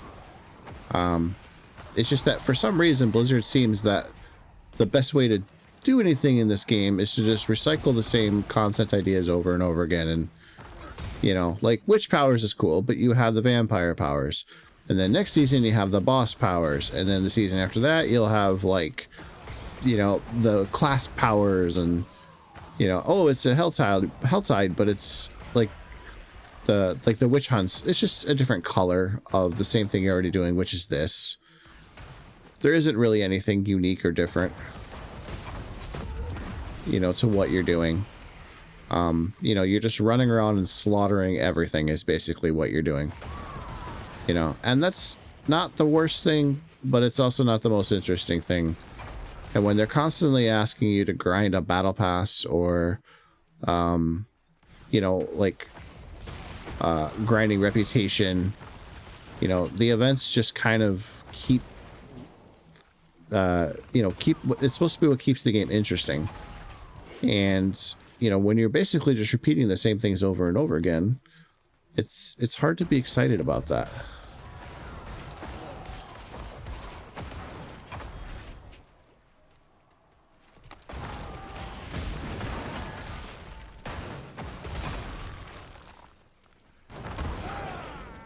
And that's kind of thing. And then on top of that, like, the really fun and cool things, like, let's say a cosmetic in the game, well, it's not, because it costs so damn much money for basic cosmetics. You know, like, oh, you want a suit of armor? It's $30 to $40, and it's like, holy shoot, that's a lot of money.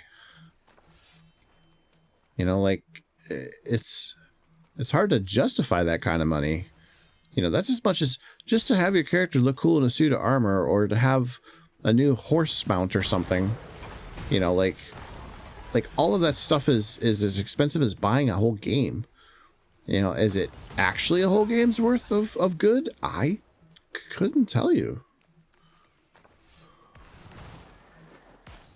I don't know where this guy is. Gotta be here in the middle, right? Yes. Okay.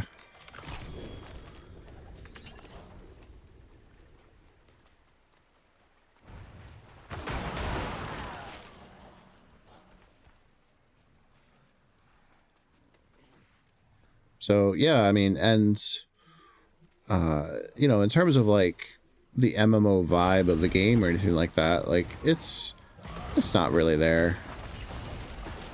Let's be honest.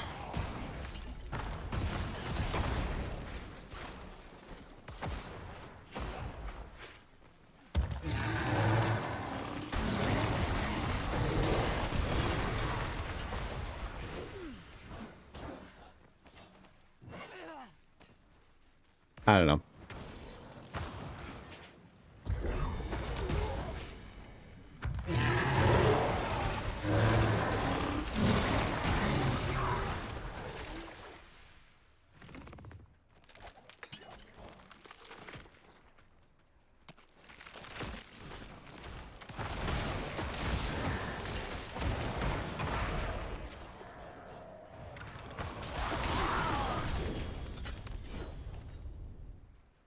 Okay, we got 2 more chunks.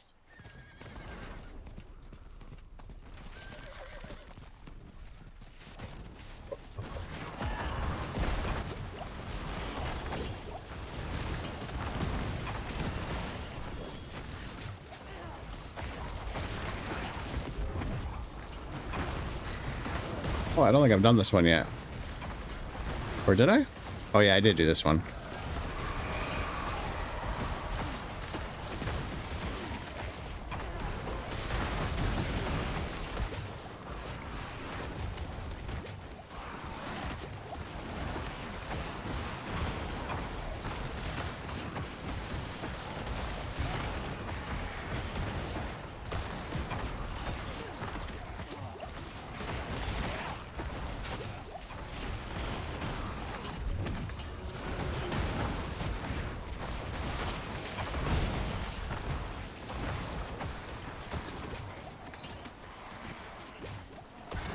Perfect music for this.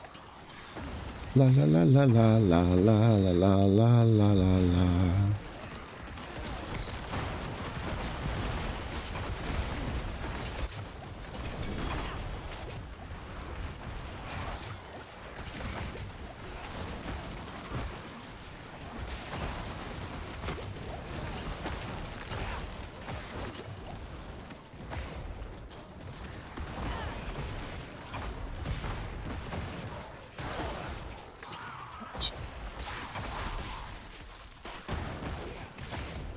Oh yeah, look at that.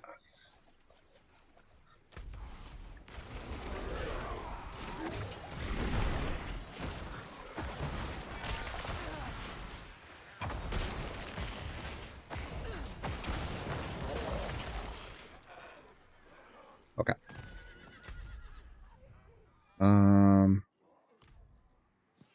Well, I suppose I have enough stuff to go summon the lady, so let's go do that.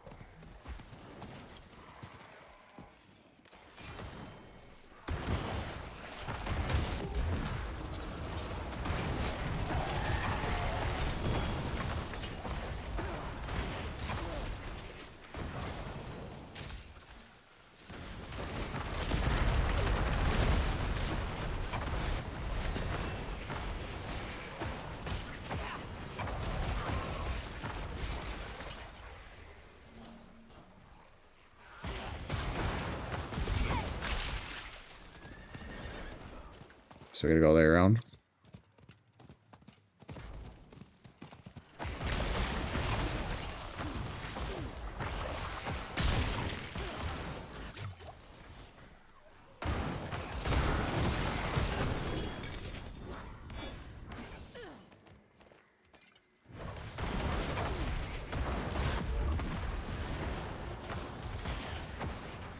All right, I need.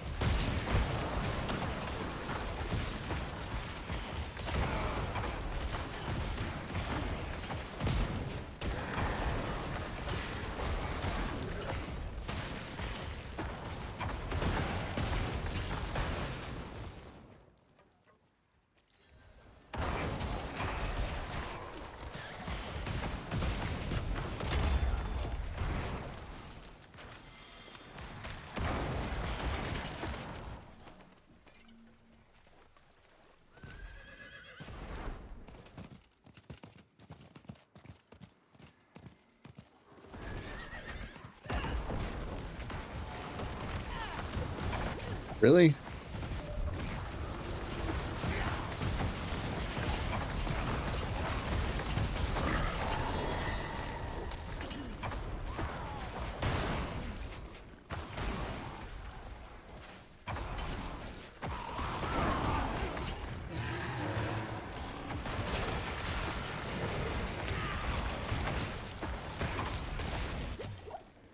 Ah, okay.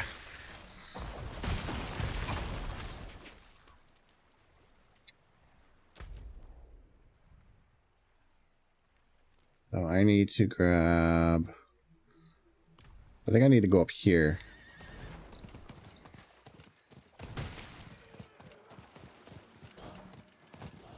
Yo.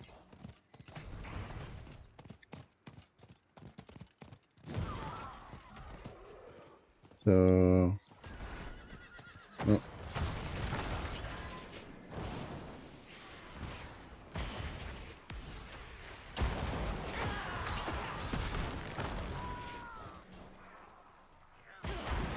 Starting to lag here a little bit. A little rubber banding.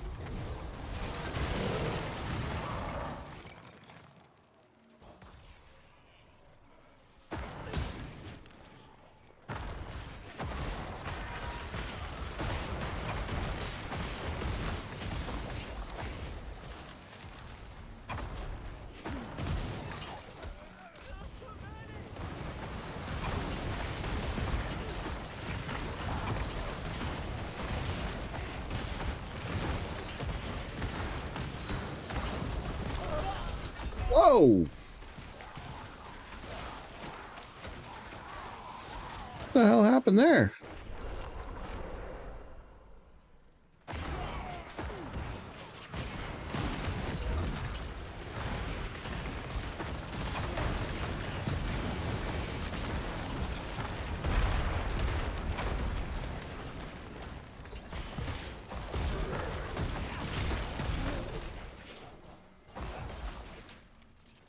I have no idea what just killed me, but I'm going to guess the explosion from the 8 million things dying at once.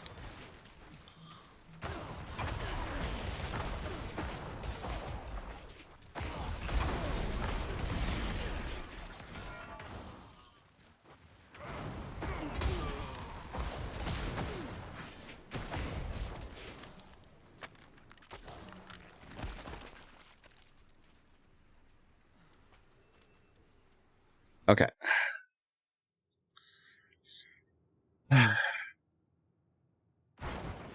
I need a moment to breathe.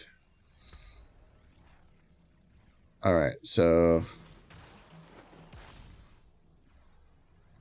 Oh, I was going to say, like, what the hell? I'm already engaging something? All right, and... I'm just going to knock over this way.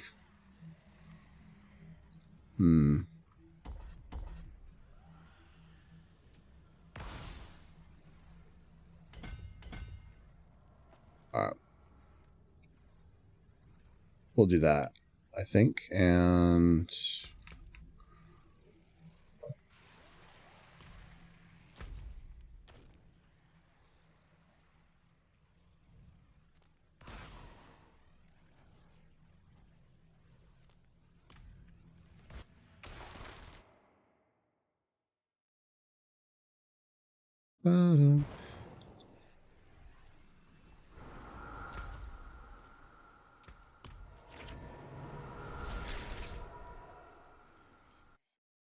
Da-da-ba-ba-da-ba.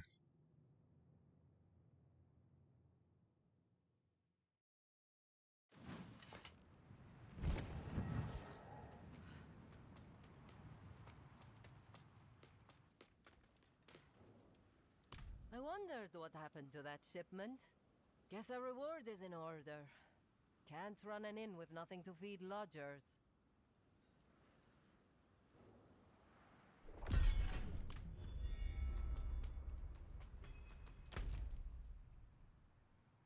Okay.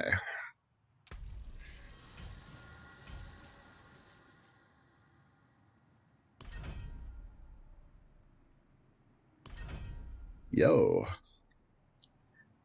So I think at this point I've got all the Black Masquerade stuff, don't I?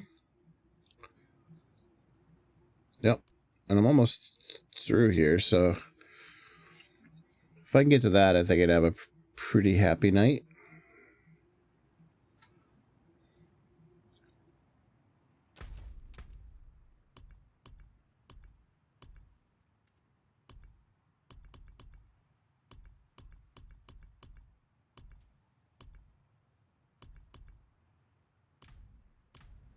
All right.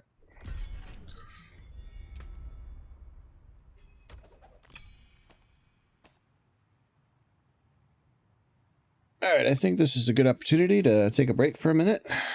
I've been playing for almost 2 hours now. So I think, let's see here. Yep, just short of 2 hours. So I'm going to take a short break here.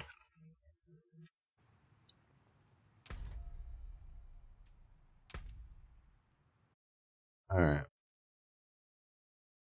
So I am exiting the game for a minute here, mostly just because I want to, did I freeze? Did my computer just freeze? Nope, it didn't. Okay. It did freeze, kind of, but it didn't. I don't know. Diablo 4 has been really weird performance-wise when it comes to like loading and unloading stuff. So not really surprised that when I closed it did that. I'm not really sure what's causing it. Maybe DLSS or something. I'll have to look at the settings when I get back. But yeah, just need a break. I've been sitting here for about 2 hours. Need to get up and stretch and get some more coffee and stuff. So I will be back in a minute. Shortly after all that fun stuff. And yeah, we'll resume grinding out some more Diablo 4. My goal tonight is to see if I can at least finish this tier of the battle pass. And then we'll see where we go from there. It would be nice to just get it all done. There's not much left, technically speaking, but the problem is that the problem is that like it is so grindy that it just kind of, if this is all you're grinding for, everything you're doing is kind of repetitive and tiring, and you just kind of keep looking for ways to either zone out or find anything else to do. This is my main problem with Diablo 4 is like all of the content in the game is basically just, here is a whole bunch of monsters, go kill as many of them as you can, with these abilities that basically destroy the entire screen. And there's fun in that, but the problem is that it's every activity. Iron Hordes, kill a bunch of monsters. There's the raid bosses and stuff like that, but like the witch hunts, kill a bunch of monsters. Helltides, kill a bunch of monsters. Nightmare dungeons, kill a bunch of monsters. There's not really a lot of like interesting mechanics. The most of the nightmare dungeons is just to find the fragments and bring them back to the door so you can open up the door. Ooh. Or kill monsters to get anima, or kill monsters to get keys, or it's still kill monsters. I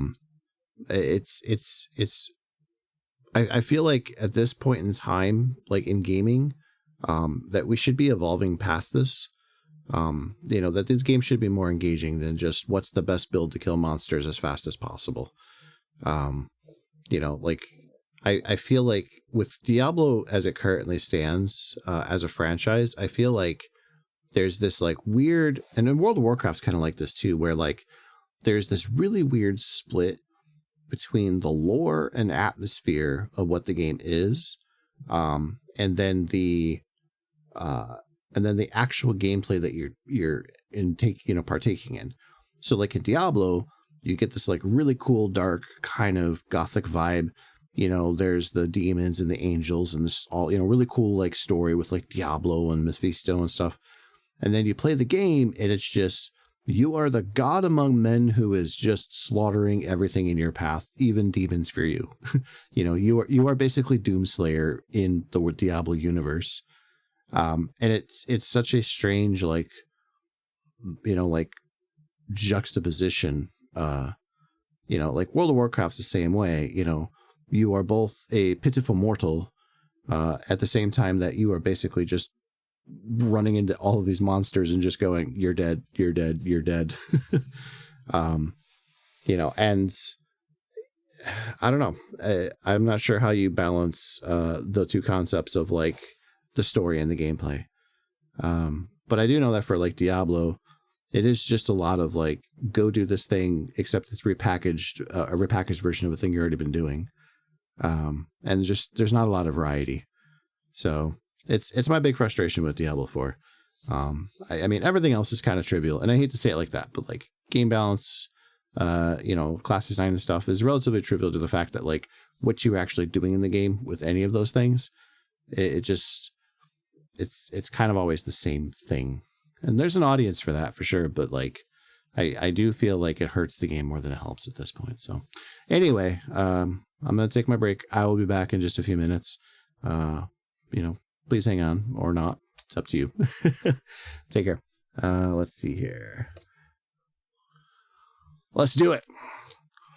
Welcome to Thunderdome.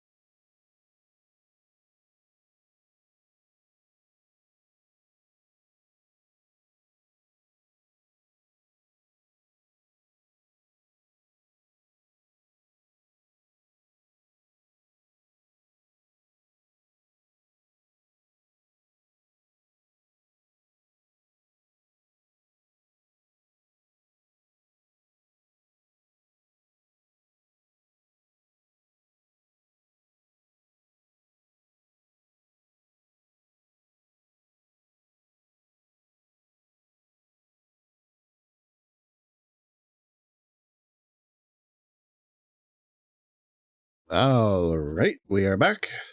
Sorry about the wait. Yeah. Sometimes it's nice to just get up and stretch, you know, get something to drink and stuff like that. You know, one nice little perk, like I was talking with Demon Choco earlier about, you know, having good breaks. The importance of breaks. You know, you don't want to be sitting forever when you're streaming or doing anything really. You want to be able to, you know, enjoy your stream. You know, enjoy your viewing experience. But yeah, you know, it's good to take breaks. So I'm back. Let me fire up the Diablos. Give me a sec here. It probably was a good idea to you know, shut down the game and restart it after the break anyway. I was definitely getting some weird lag going on there. Diablo 4 likes to do this to me, where it, you know, crashes and stuff. So let's see here. Get the game going here.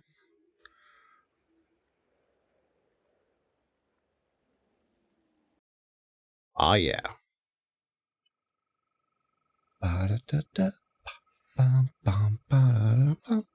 It's not quite Friday night, but we're going to enjoy it anyway.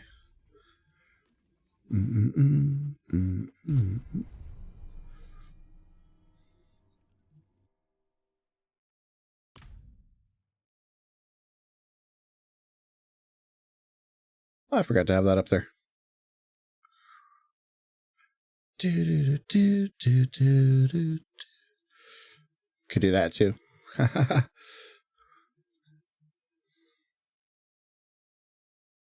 Alright, we'll just leave that off though, I think. And we'll leave everything going. Alright. So the Helltide's still got a little bit more to go.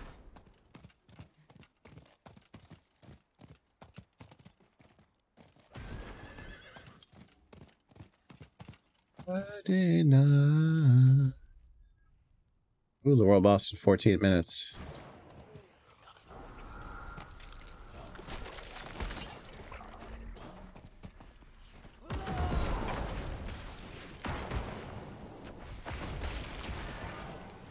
Yo, die, Birch.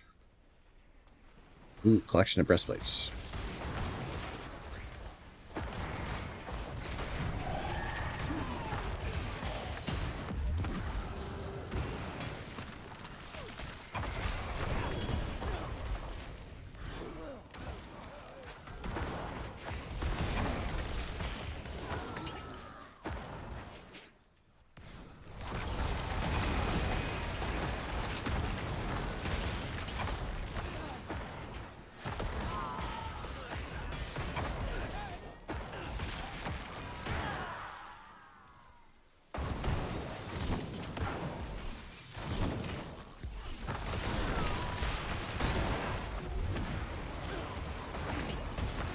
Yeah. This is such a fun build.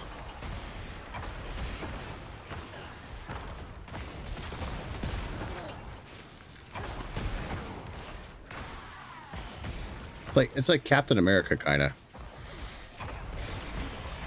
Just doesn't ricochet. Man, can you imagine Sever but with a ricochet effect? Oh my god. That needs to be a thing, actually.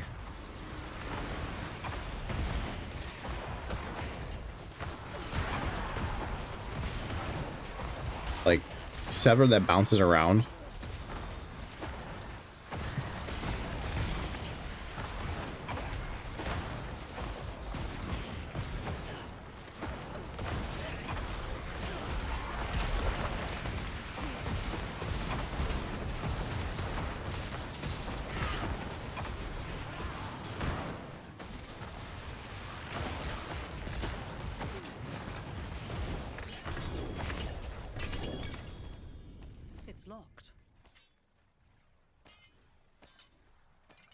Alright, so that's done. We got the one over here we could get. many I got left? How many will that take? I think that's a more basic one. Really?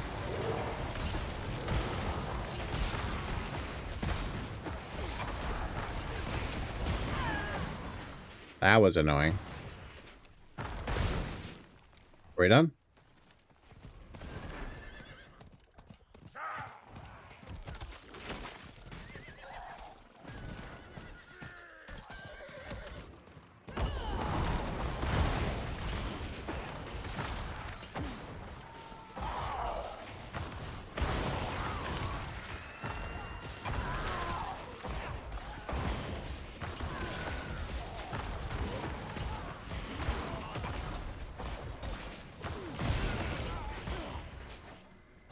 Sheesh.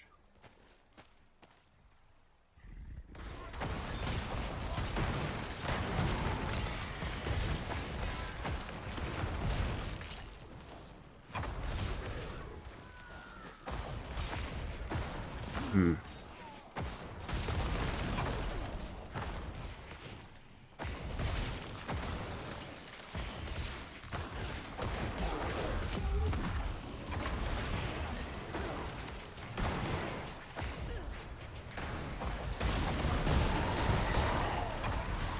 I'm working on it.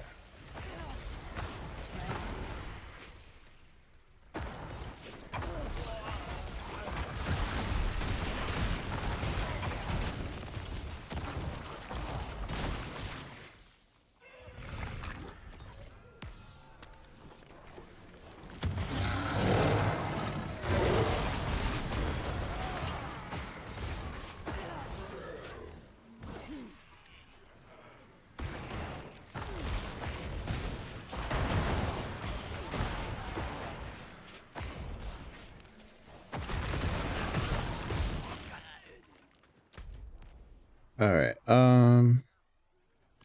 It's got to be the next zone then.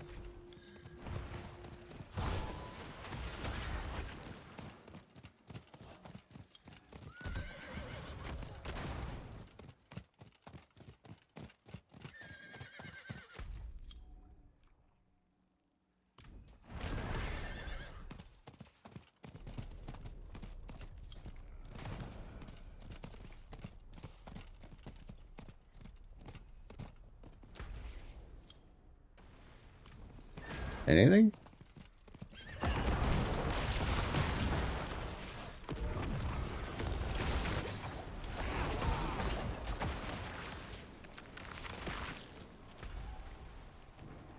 Perfect.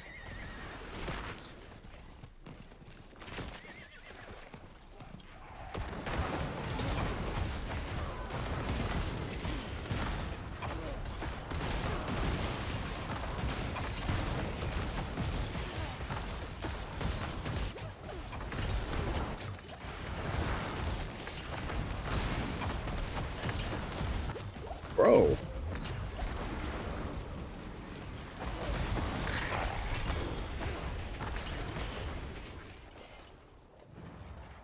Die already.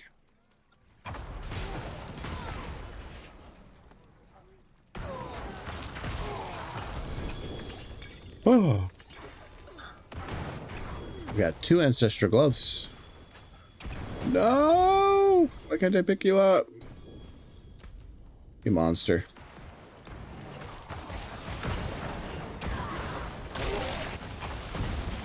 Alright, everything here dies.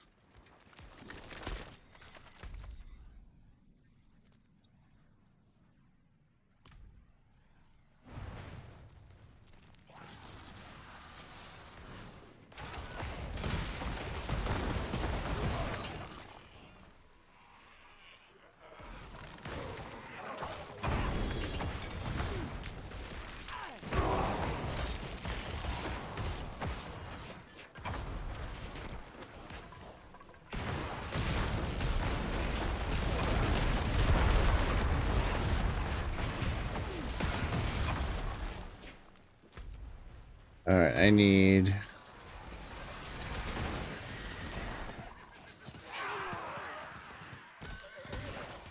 do this one here.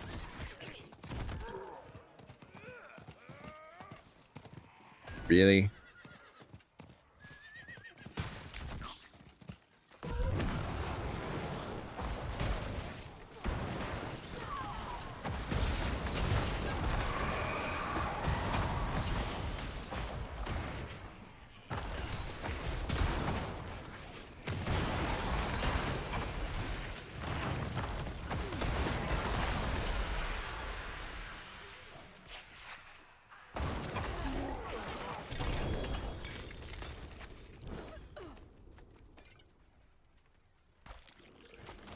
All right. I think it's a good time to get out of here.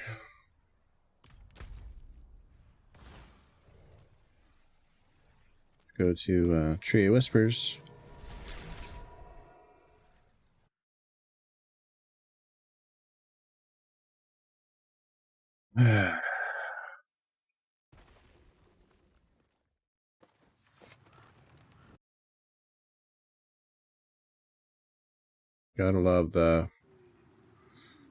Gotta love the spammers.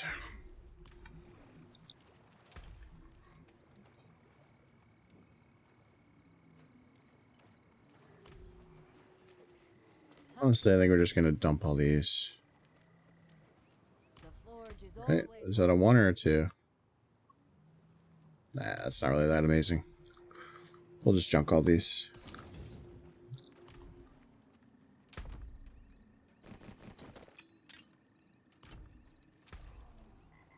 His gloves. Ooh. 3 to Bone Spear, 50% attack speed. That's really nice, actually. Alright, you get saved. You all get trashed. And then I gotta head to the boss, which is up here. Well, alright.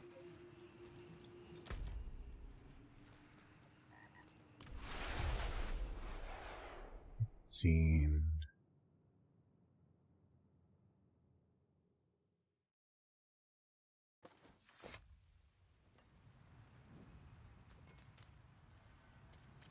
Is there more?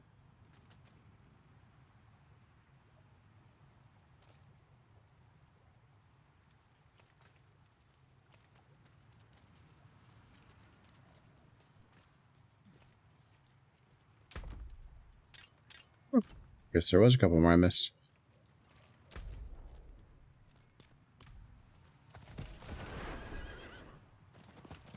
My gosh, the lag. Stop it.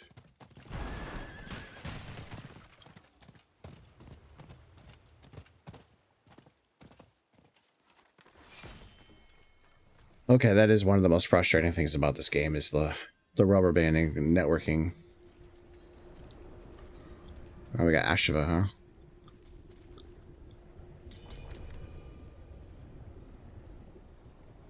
Yeah, sure, I'll join your party.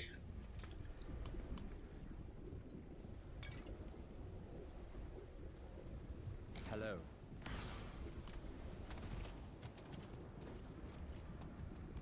Greetings.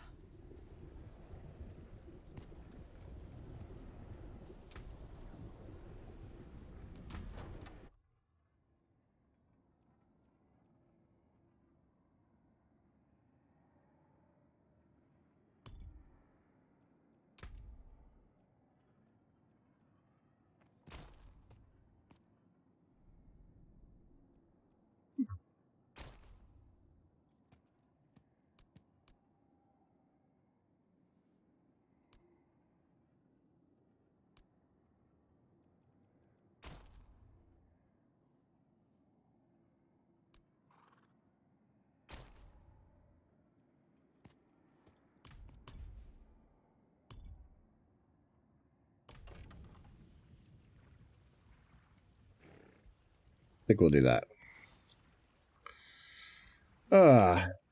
Alright. Take a moment here. Wait for the boss to spawn. I wish the bosses had more, like, lore to them. Like, I'm sure there is, but I don't know. All I know is that they come from hell. Like that type of thing. Would be nice to see a bit more, you know, stuff like that, where it's like in an MMO, where you know, like, what the boss is and their origins and, you know, their motivations and all that kind of stuff. Here it's like angry monster from hell. Just, you know, whatever, but it could be more interesting than they make it out to be. And if, like, the Vessel of Hatred, everybody was like expecting to fight Mephisto, and then you got like this dog with tentacles. you know, and it's like, yeah, I mean, it kind of works with the lore because, you know, that's his main avatar is like the wolf dog bear thing. But people are kind of disappointed because it was like it just kind of popped up out of nowhere at the end, and that was the boss you fight. And then you're like, oh yeah, great, we kicked this guy, but now on to Mephisto. Well, no, you gotta wait for the next expansion, and it's like, oh, yeah. So, which is interesting because the teaser for, or the trailer, whatever, for the next season talks about Mephisto walking the land. And I'm curious the story that they're going to be trying to tell. Like this season with the heads from the tree of whispers and all that. That one felt a bit contrived, but the next one, it could be interesting. It could be interesting. Depends on how far they take it, I guess.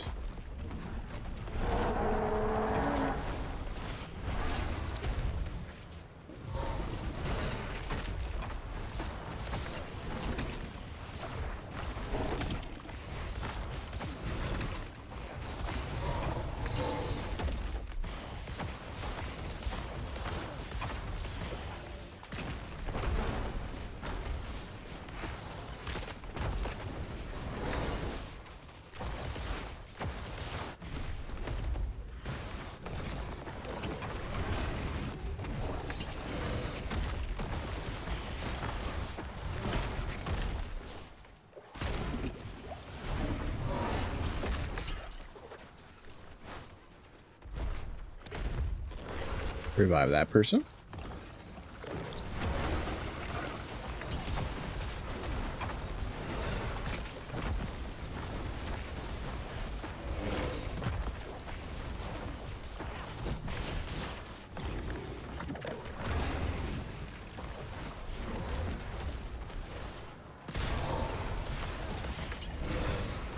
And Ashva's almost down anyway.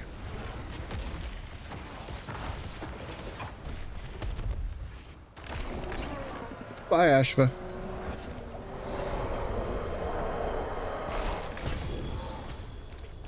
I am dead.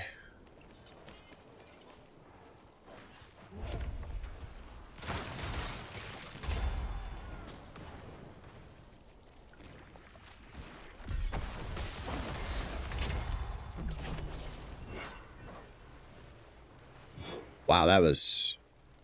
Thank you. Farewell.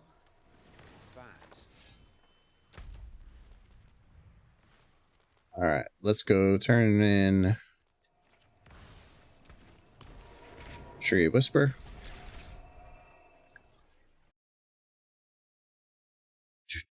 Do.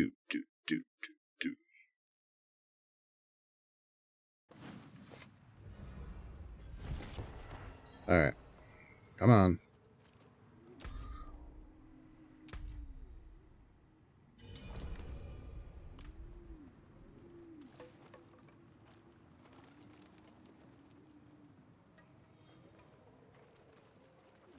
Yeah, I'm good.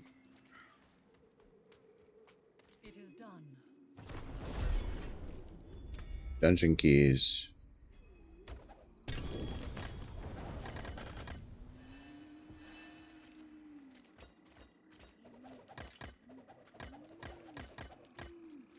Yep, don't care about any of this. Iron Horde's keys. Yeah, baby.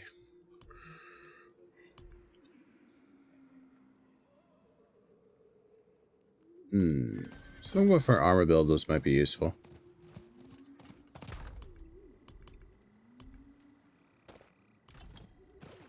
Everything else gets junked.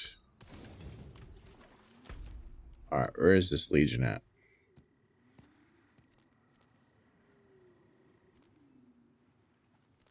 Yeah, same place as always. Yeah, that's not my internet connection. I have a 1 gig fiber connection. Like, there is no reason for Diablo to be this stupid right now. And it's not my computer.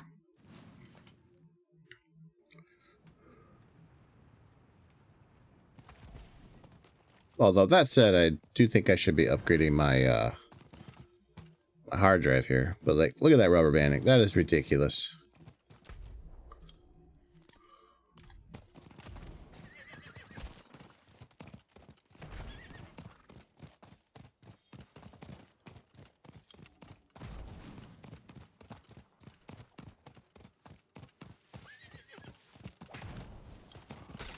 Yo. Let's get that gone. Well, I won't get the experience bonus, but at least I'll be able to participate.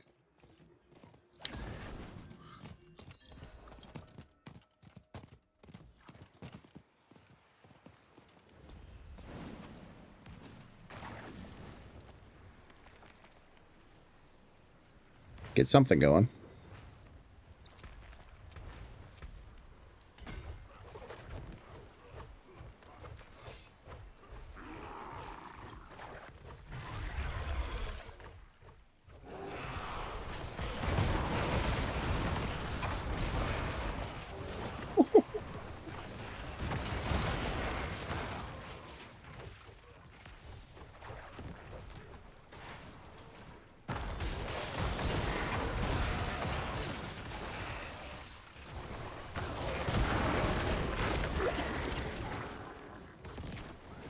Yeah, this is gonna be one that everybody just gets demolished.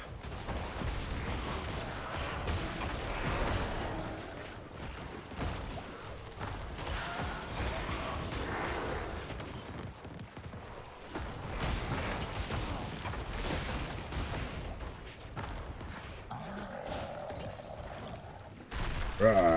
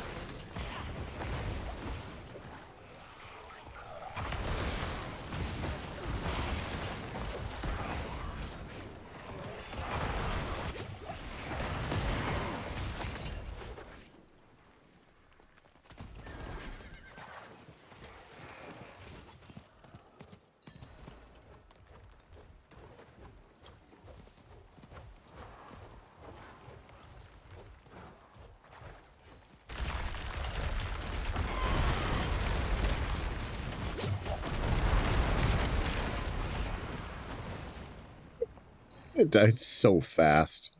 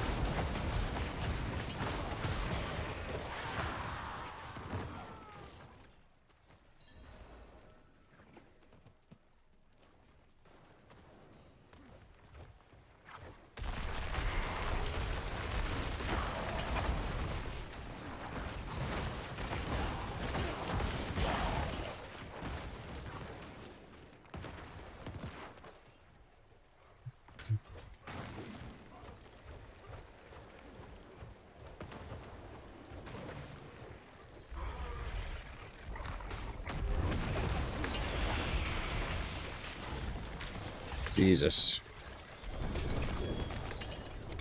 They were dead before you could do a thing.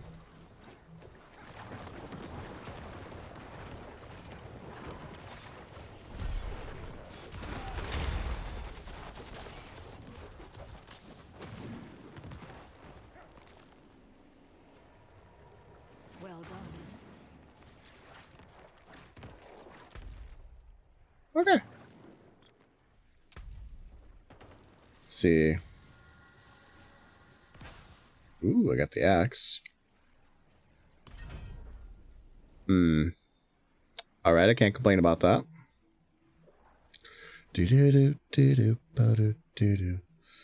Alright, so the tree's headhunter.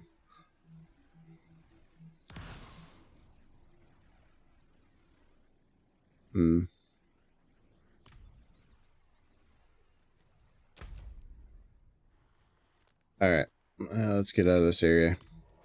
We go to Kyovashad.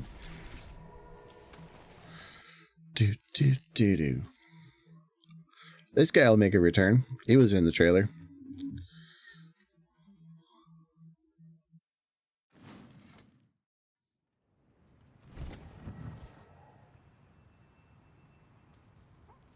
You know, that axe is really cool.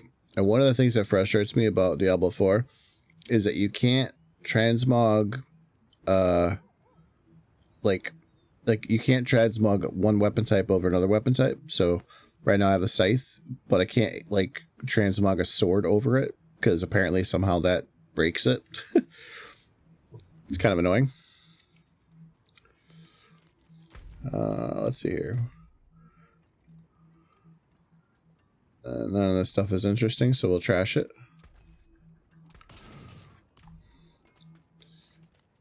All right, and how many of the opals do I have? I have a lot.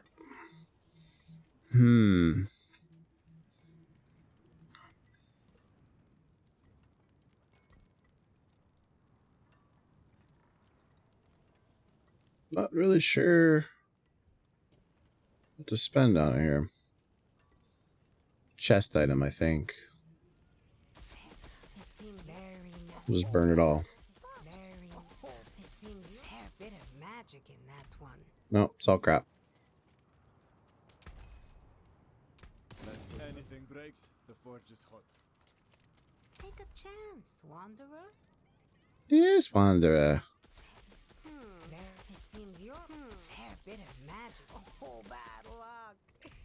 Until next time. Yeah, nothing really good there. All right.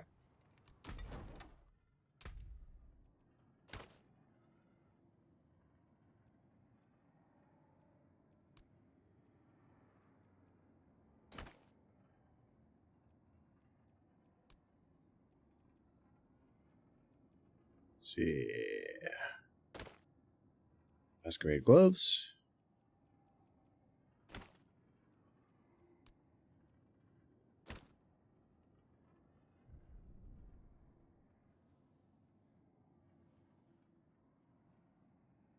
Those boots look really out of place. Or maybe the gloves do. Hard to say.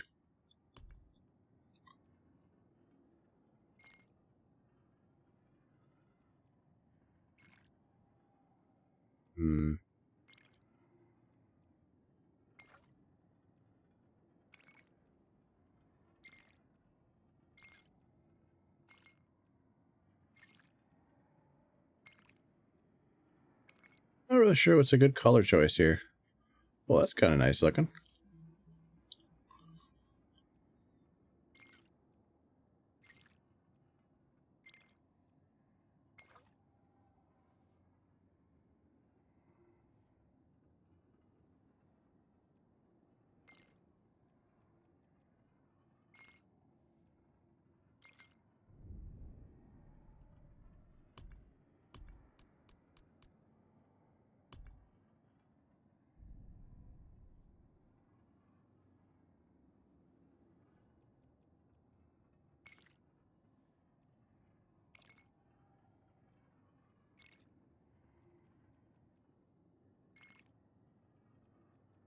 Yeah, I don't know if there's really a good color choice for us. Actually, the actual original colors look really nice. Could just roll around with that. And then, what do we got for scythes?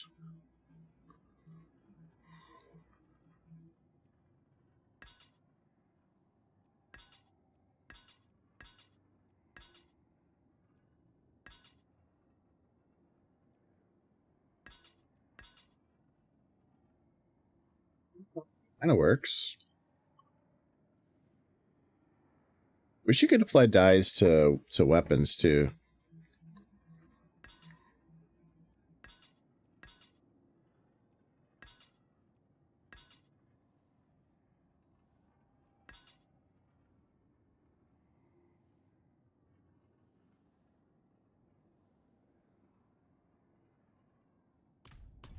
Oh, we're gonna go with that.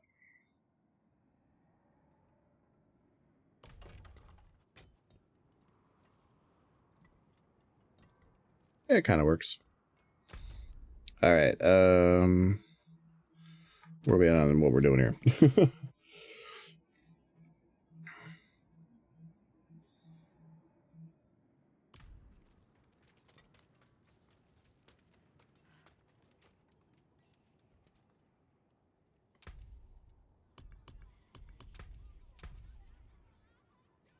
I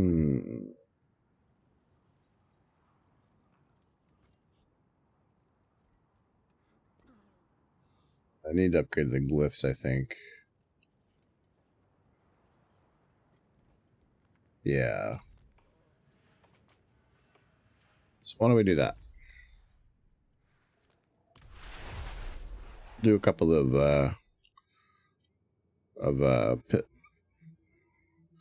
pit runs.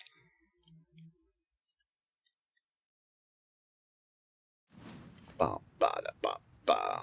Hey, hey, hey, there we go. The loading.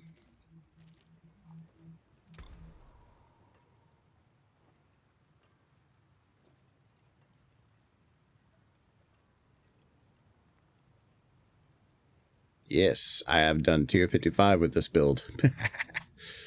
It's not even that great of a build or with that great of items, but I've been able to do it. Not quite Torment 4 yet. I could probably do it. The problem isn't killing the monsters. The problem is the bosses. Your single target damage on bosses really sucks. I think that's just kind of a thing for necros in general, unfortunately. But we'll dial it back a bit since I'm... Well... Yeah, we'll just do tier 50.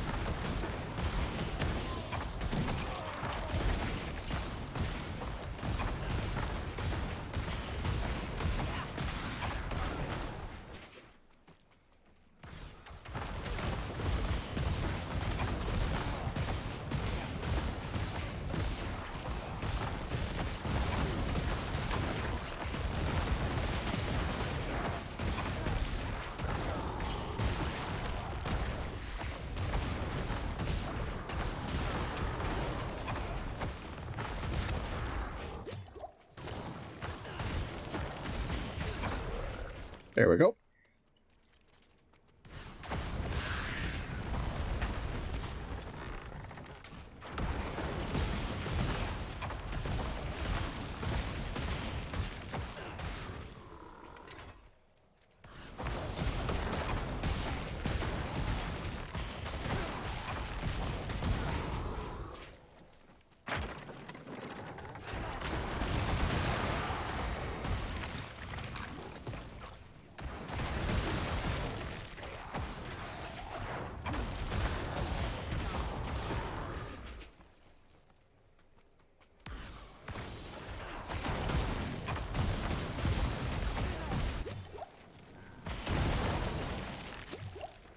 I hate those things.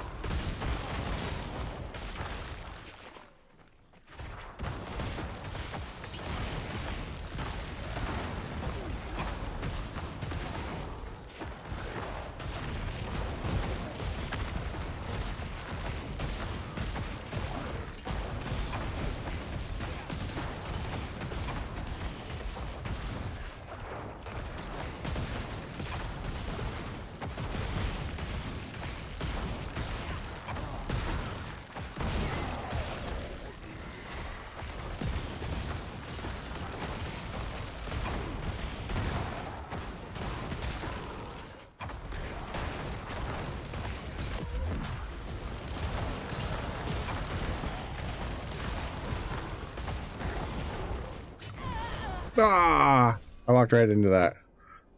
Wasn't even thinking. Oh well.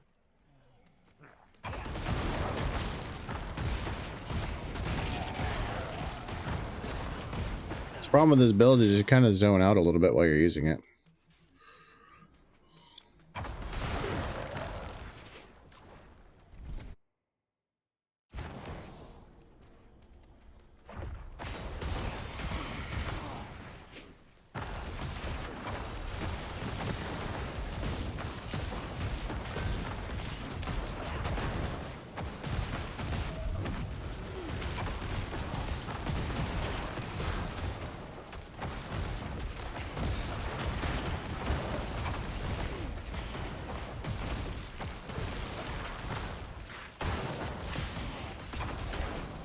Okay.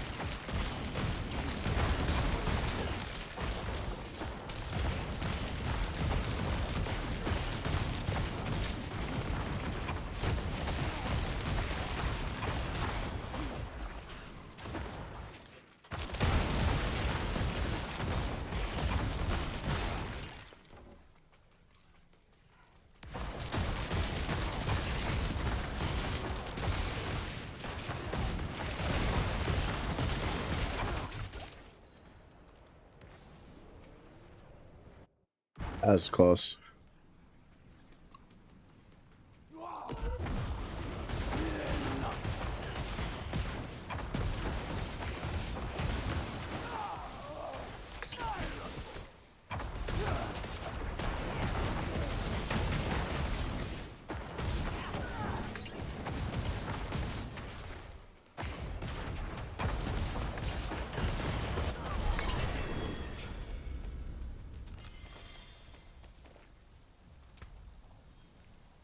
Alrighty then.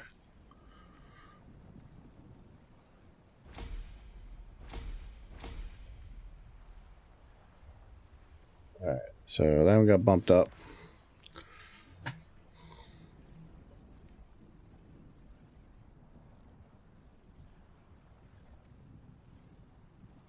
So wait, which one was Amplify?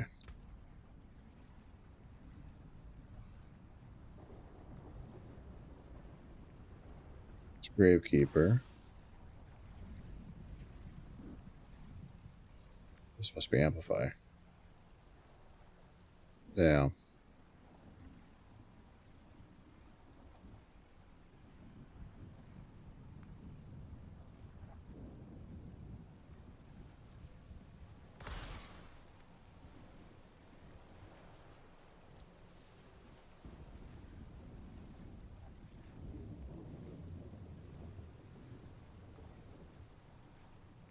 Oh, okay.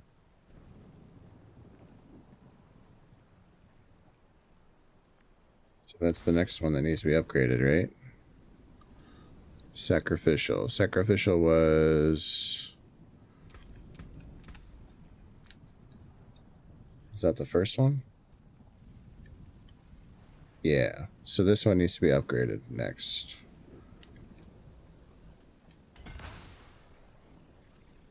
Okay.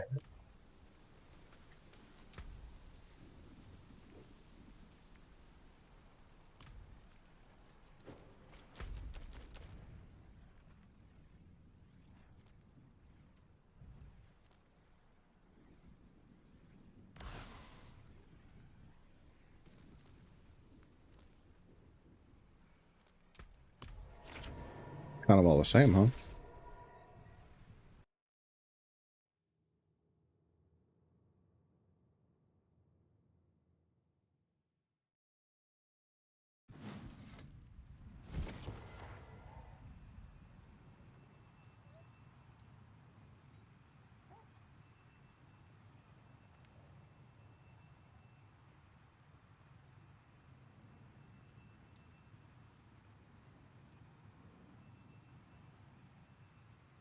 All right.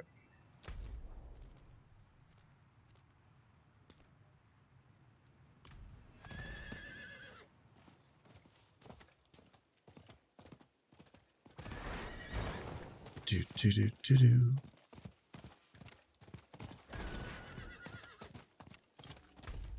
We're starting to have 4 minutes.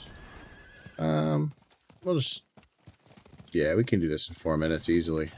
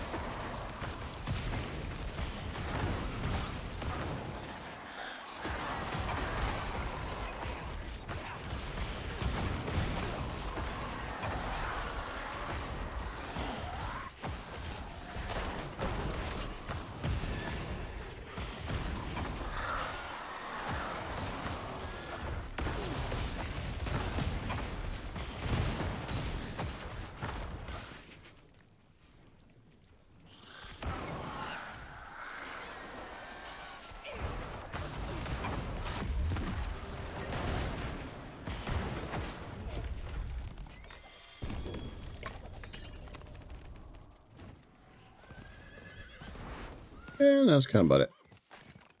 Ooh. I did get a tier done on the season, though. That's nice.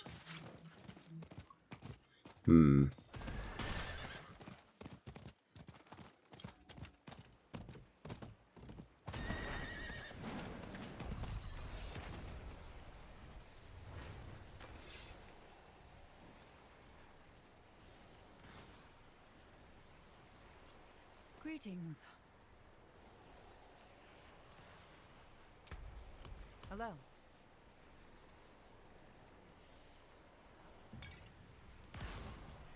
Greetings. Hello.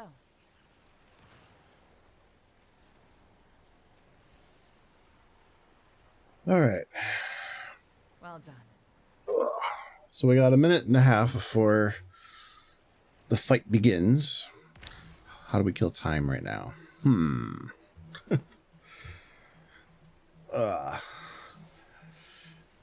Actually, I could have grabbed my seasonal reward. Didn't even think about that. Let's do it. All right. Increase our chance of getting an extra collection of items. All I've left is the Urn of Curiosities.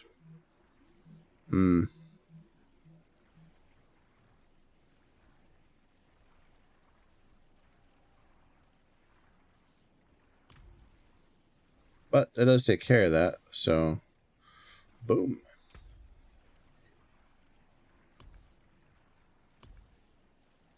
I don't know how much I really care about getting that stupid bird.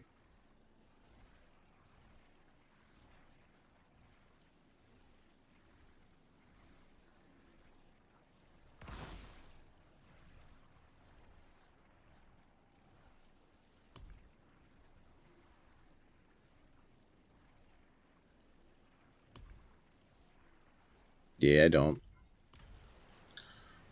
It's just not really something that's that appealing to me.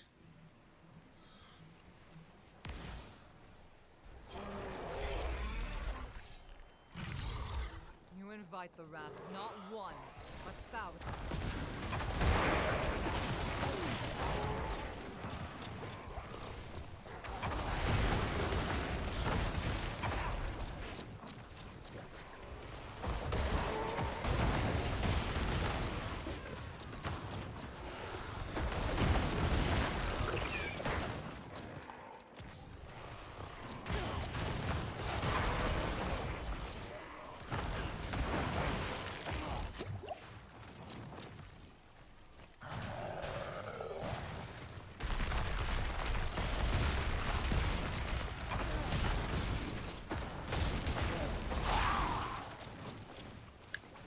Bum, bum, bum.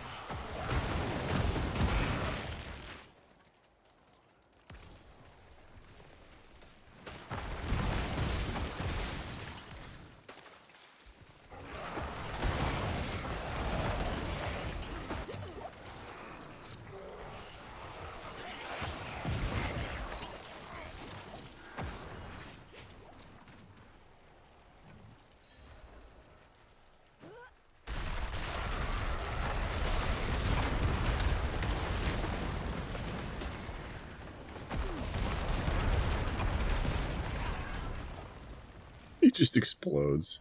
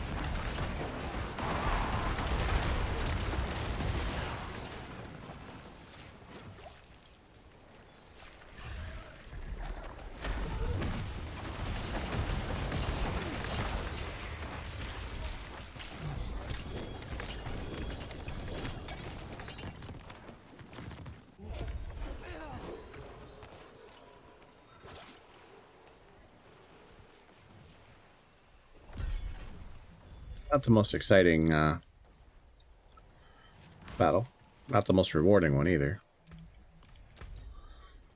That's okay. Orgrim favors are done.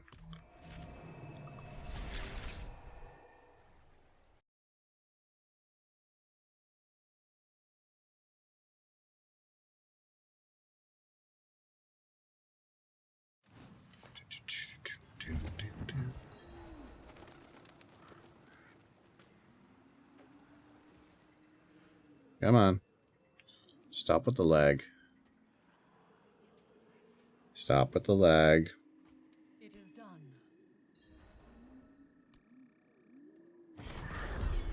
Lost and found.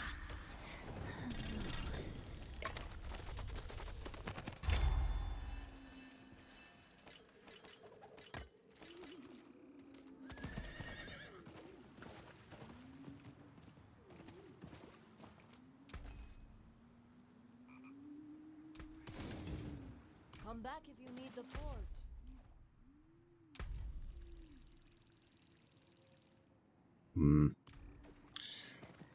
Alright, progress is slowing down for the night, I think. Blag. Yeah, I think I'm kind of done. Alright,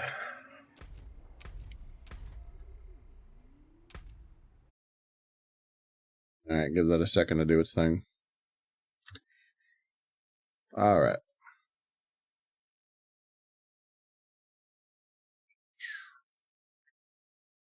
Well, I didn't plan for this to be a super long stream anyway. Mostly just kind of wanted to, shake the dust off and the rust off and just kind of relax a bit. Talk a little bit with any regulars that popped in and said hi and stuff, and got some gameplay in. I was gonna play anyway, and I'm like, let's redo that streaming thing again. So I was kind of it's a weird thing because I was very set on starting at least some kind of a streaming career, and by career I don't necessarily mean this could be a or that I want to not. God, I'm not even sure the right way to say it. By career, it's not like I mean as a job, but more like a hobby.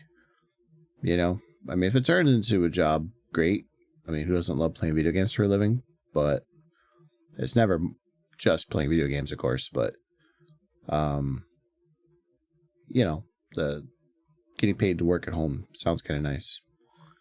But the reality is that, you know, any dream like that's a long way off from the current world I'm in. So, but I can't do it if I'm not doing it, right? If I'm not streaming. And for the last few months, it's been so easy to just say no to, hey, you know, that question of like, you should stream tonight, you know, or should I stream tonight? And honestly, a lot of times I just tell myself no. I find other things to do, keep myself distracted, you know, use my exhaustion from working and dealing with life's issues to kind of justify saying no.